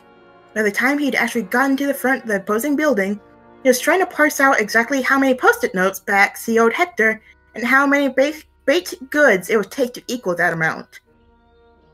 It didn't take long for him to halt. Just a sharp, "Pay attention!" from his scout friend, followed by the pricking sensation of being watched by, seemed like two people. He got the attention of two very dangerous people, one of whom was currently, unbeknownst to Tungsten, basically tearing his hair out. Dr. Allowable Hector, specifically, making a very frustrated noise as he tried to stop being so obviously scared. I mean, fuck, of course this asshole knows where I live. Why wouldn't he? And of fucking course he'd show up after that scandal. God fucking damn it! And he just said that last part out loud. Yelled it, actually. 5, after their observant companion, poked their head in from the control room booth. He'd put them in charge of systems at HQ when they pointed out some generally good ideas, like maybe you shouldn't have an easily accessed self-destruct mechanism, and maybe it shouldn't have the same password as everything else, and of course the genius, actually, do we really need a self-destruct? Look, he was just trying to be a mad scientist. He'd assumed it's important to have a self-destruct button somewhere. Hey, boss, should we, shoot him? They drawled, blowing a strand of a Pokemon trainer. Oh! I draw that. Anyway. They drawled, blowing a strand of wispy black hair out from their face. It's not like that other freak is with him. Hector sat down heavily in a spinning chair, accidentally pushing it backwards several feet and nearly knocking over a bookshelf onto his head. He almost accepted his fate. It would be easier than to deal with Tungsten Master. So much easier. Don't bother. He'll just teleport inside and kill us, or listen to the horde of xenomorphs or something. Or throw a brick wall through the window, letting me know that he made a fresh batch of banana bread or whatever that is in the fridge. The main problem is that Tungsten is very unpredictable. The other problem is that he is very stabby. Keeping all that in mind, he rolled his chair back into place, stood up, and knocked on the door to the control room politely. Yo, boss! Sound like you're a serial killer come to murder me! 5 opened the door nonchalantly, though their face was somewhat grim. I thought I locked Where's our water? Hold on.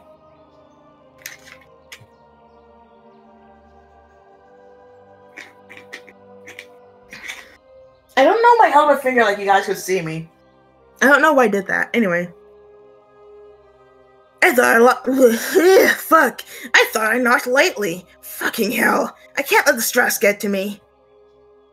Hector cleared his throat, tried to drop his voice down half an octave so it wasn't a squeaky toy of a man, and walked into the room and tried to keep his shoulders back. 5. I'm going to use a loudspeaker system. Cool. They offered him their chair, sliding another one under themselves or spinning their chair back to his second console. If he moves, I'ma shoot him. Seriously, don't bother. Hector rolled his eyes, then took a deep breath and cleared his throat. Right, so, goggles over his eyes, make his hair a little more messy, adjust a bloodstained jacket, trying not to think about how easy it would be for Tungsten to murder the shit out of him. Hope wasn't buying the latest story, just play the villain. Turn on the comlink. Tungsten, you're back. Hector sounded different. A lot more control, like he was holding something back. With a tremble in his voice, it almost sounded like rage. Even though he knew the man fairly well and had a decent backup plan in 5, Tungsten found himself somewhat on edge. Something had changed, and he couldn't put his finger on it. Still, why the heck would he let Hector know something like that? He leaned casually against a large iron bar jutting out of the ground, probably there for the aesthetic, and grinned at the cameras he knew were there. Hector, long time no see. How's your zucchini bread? He lifted a hand up lazily. Cut to the fucking chase. I do not have the patience. Holy shit, the guy was testy. This wasn't about him. That's what he was missing, he hoped. It was about what Hector had been up to recently. Or, more accurately, it's about what he hasn't been up to.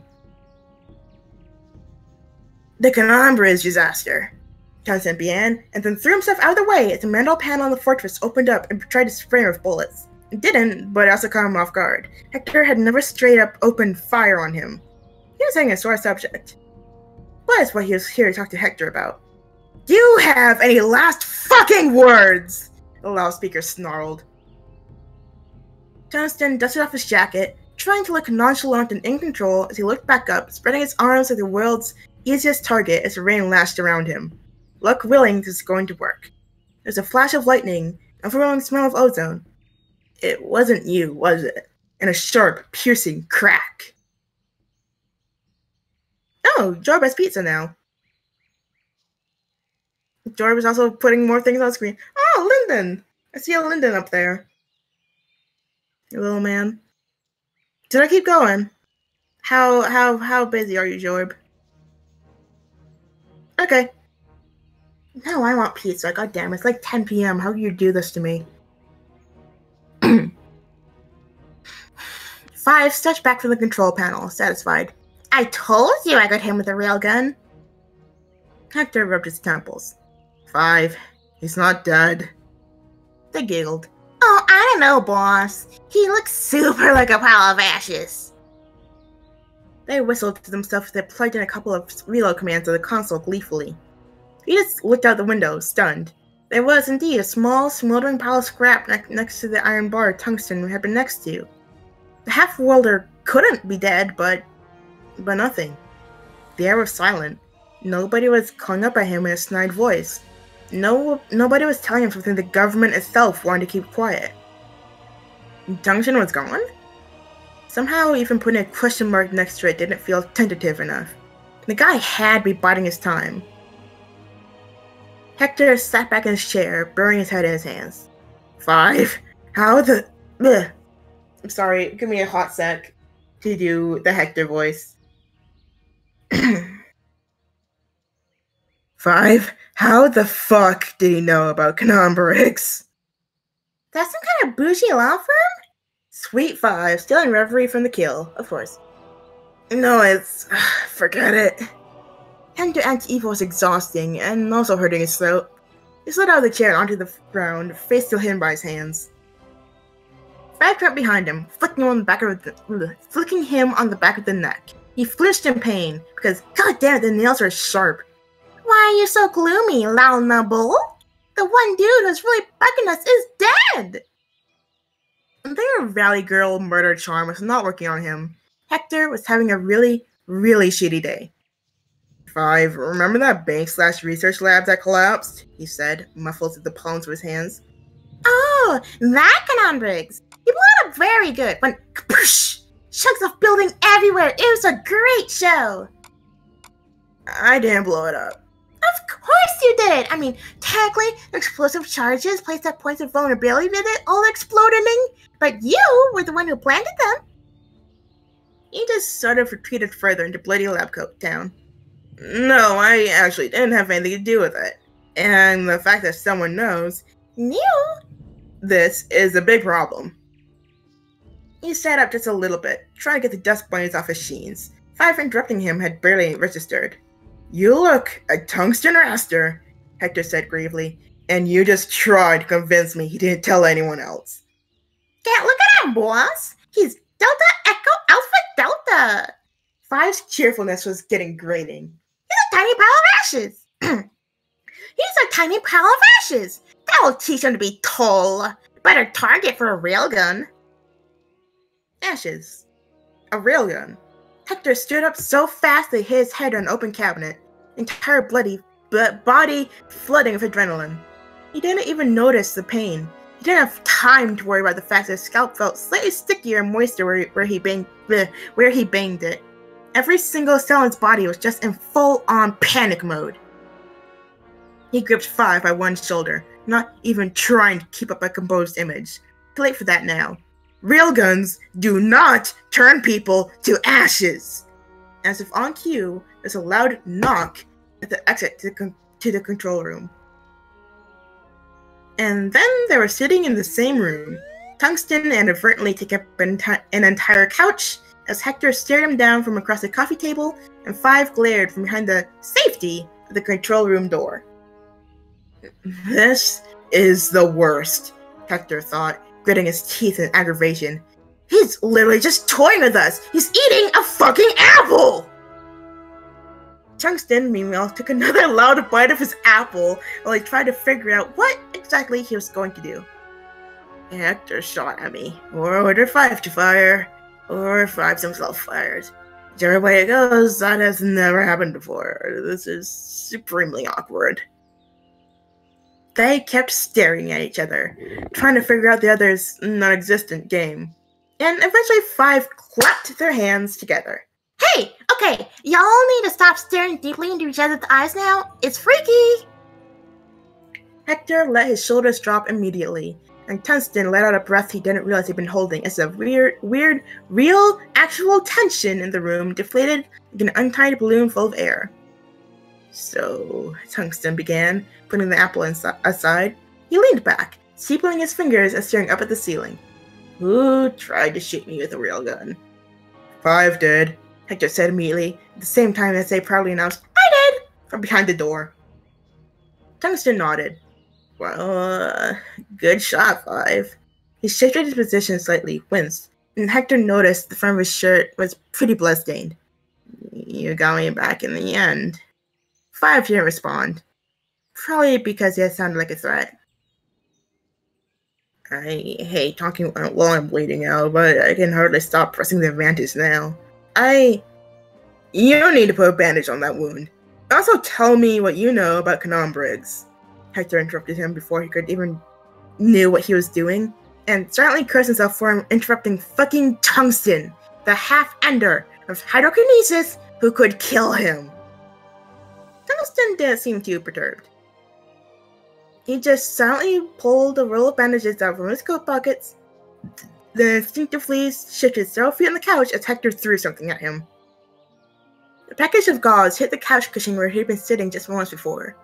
An ordinary gauze package. Unopened. Now apparently there was some antiseptic material in it. Huh. Nice for the baked goods, Hector muttered darkly, looking away as he stuffed his hands back into his lab coat. Mostly he just didn't want to feel like he was in Tungsten's debt, and also having the guy bleed out on his couch would be a really anticlimactic way to see the Vigilante off.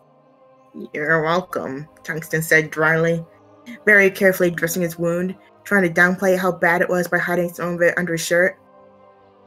Actually, that sounded kind of douchey, even for that had kind of sounded douchey, even for him. Thanks for not finishing the job on me, he added as an afterthought. Hector sighed, absently rubbing the bruise on his head. Doesn't matter now. Just tell me what you know about the, incident, yeah? I know it wasn't you, for starters. He'd come here to talk about... He'd come here to talk to Heck about this anyway. There wasn't really a point in being coy about it for literally no reason. See, Kanan Briggs was very, clean, he continued. Hector bristled. Are you saying I can't conduct a clean operation? Tungsten waved a hand. No, I'm not. I've seen you do it before.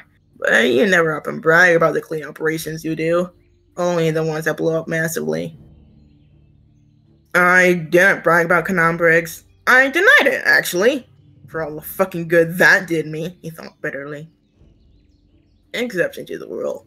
Anyway, I think the best way to prove my point is, He pulled another bit of gauze out of the package as he tried to piece together exactly how he's going to work this. Remember Aeroway Savante? I destroyed several of their waterfront facilities. Hector's face was blank. Just so you know, as a side note, switching between Hector and Tungsten back to back is very hard because their voices are kind of similar of how I do them. Except one of them sounds shittier than the other. What did you do with the stream display? Oh, that's a lot. French! No, Jorb is just putting up all the random shit I've drawn over the years. Can you put up the arms one? The holy shit, what are these called? Arms? Do you have that one?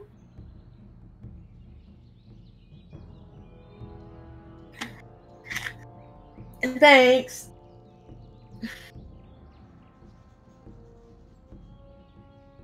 I'm out of practice doing the Hector voice, and also, I mean, casual's asleep is what the issue is. And, oh, it's not transparent. I didn't realize that. I'm gonna have to make a transparent version of a thing I made 3 years ago. Anyway. How about Rentek Inc.? Burn down the main factory? Tungsten smiled that way too wide smile of his, and Hector fought to keep his blank expression as he felt sweat starting to bead up along his skin. And I suppose if I ask directly, you'll tell me that you blew up Canonbrig's research lab, yes? Well, fuck. He really did put it all together. Hector's shoulders sagged further, and he rubbed his temples. Yeah, that's what I'm supposed to say.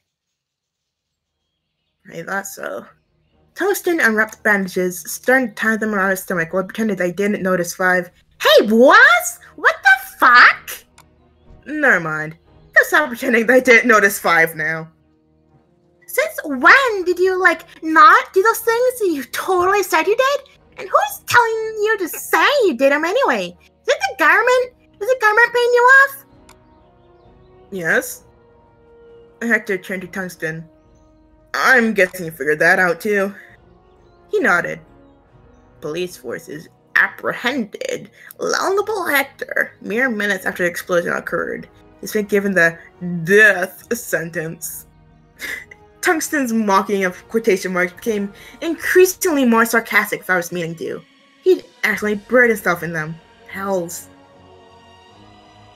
They're going to execute some schmuck in my place. Either I leave this place behind forever, or they'll put me up there instead.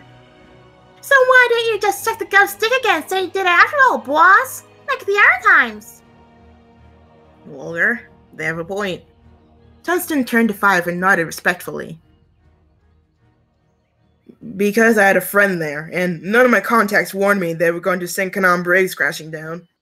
You have friends? 5 snickered, and Tungsten could practically feel the brief pang of rage and hurt from Hector. I have friends, he pointed out mildly, trying to divert their attention from mocking Heck. You have friends? Now they're just confused. Oh, fuck me, of course he has friends, Hector thought. Head back in hands. Everything just happened so much.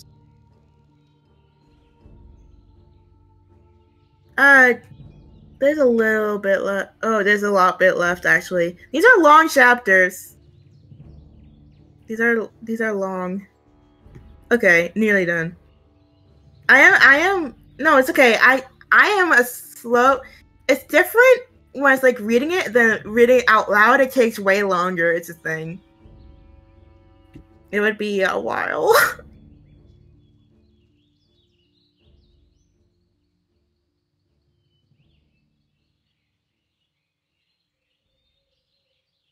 Hold on, where's the fun?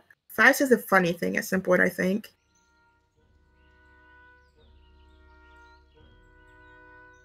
Okay, I like to say the really, I'm gonna skip ahead to say something 5 to read one of 5's really good bits 5 does, because I like doing 5's voice. 5 plopped down next to Tungsten next to him on the couch, and they instinctively flinched. They had shot for real after all.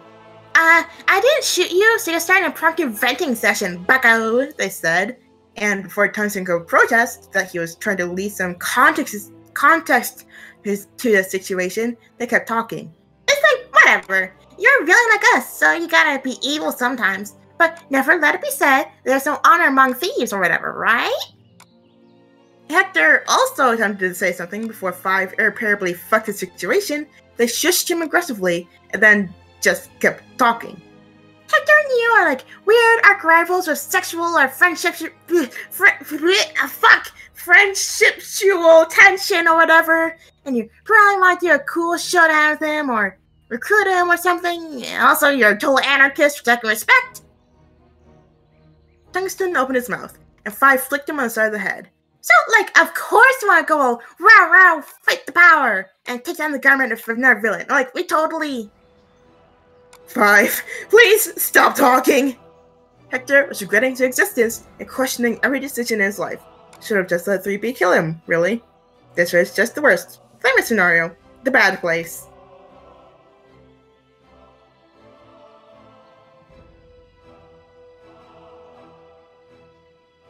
Also, the ending of this chapter, I shipping it like a little bit more just to the end of this chapter. Just, God, I hate skipping through this because I know this is long, but also I love Vindicate Me so much, so you should read it. I'm going to link it when I'm done. Hector slammed a fist on the table, and both 5 and Tungsten turned to him, silent and somewhat confused. For fuck's sake! He began, and then realized he didn't know where he was going next. Both 5's imposition as opinions and Tungsten's weird behavior and everything were just blurring together into one indistinct, swirling orb of brain hell. Just let me get my thoughts in place, he managed to awkwardly piece together. Tungsten nodded, not really wanting to say more, and then watched as Hector leaned back, but put both hands over his face, let out a muffled, but still very loud, seems like we're a team, 5 said smugly. I'll make the friendship bracelets. Looking at it in chat. What did you fucking do to stream? Thank you, Jorb. Please read Vindicate Me, it's good. Oh, yeah, okay, first slime, next chapter. I changed my mind. We're not a team, and you're not getting a friendship bracelet. Fucker. I love 5. Solar writes 5 really, really, really well. It's really good. Sorry, that's sounded me happy flapping.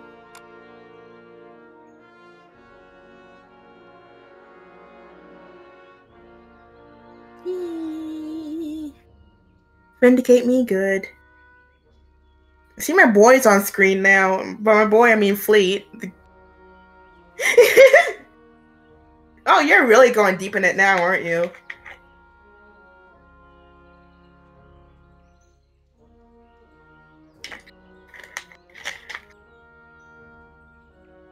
Anyway, point is, y'all should read Vindicate Me, because Solar's writing is amazing. That's one of the first things I ever drew for you. First one.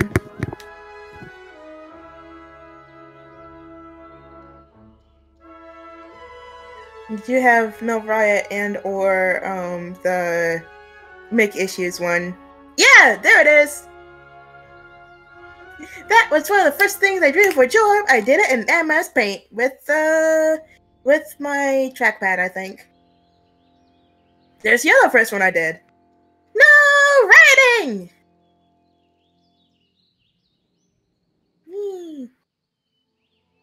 That was from when Jorb was streaming Pokemon in 2014, and we became friends because I hung out in his chat and I did him fan art. Oops, sorry. I will dance on your grave, sir.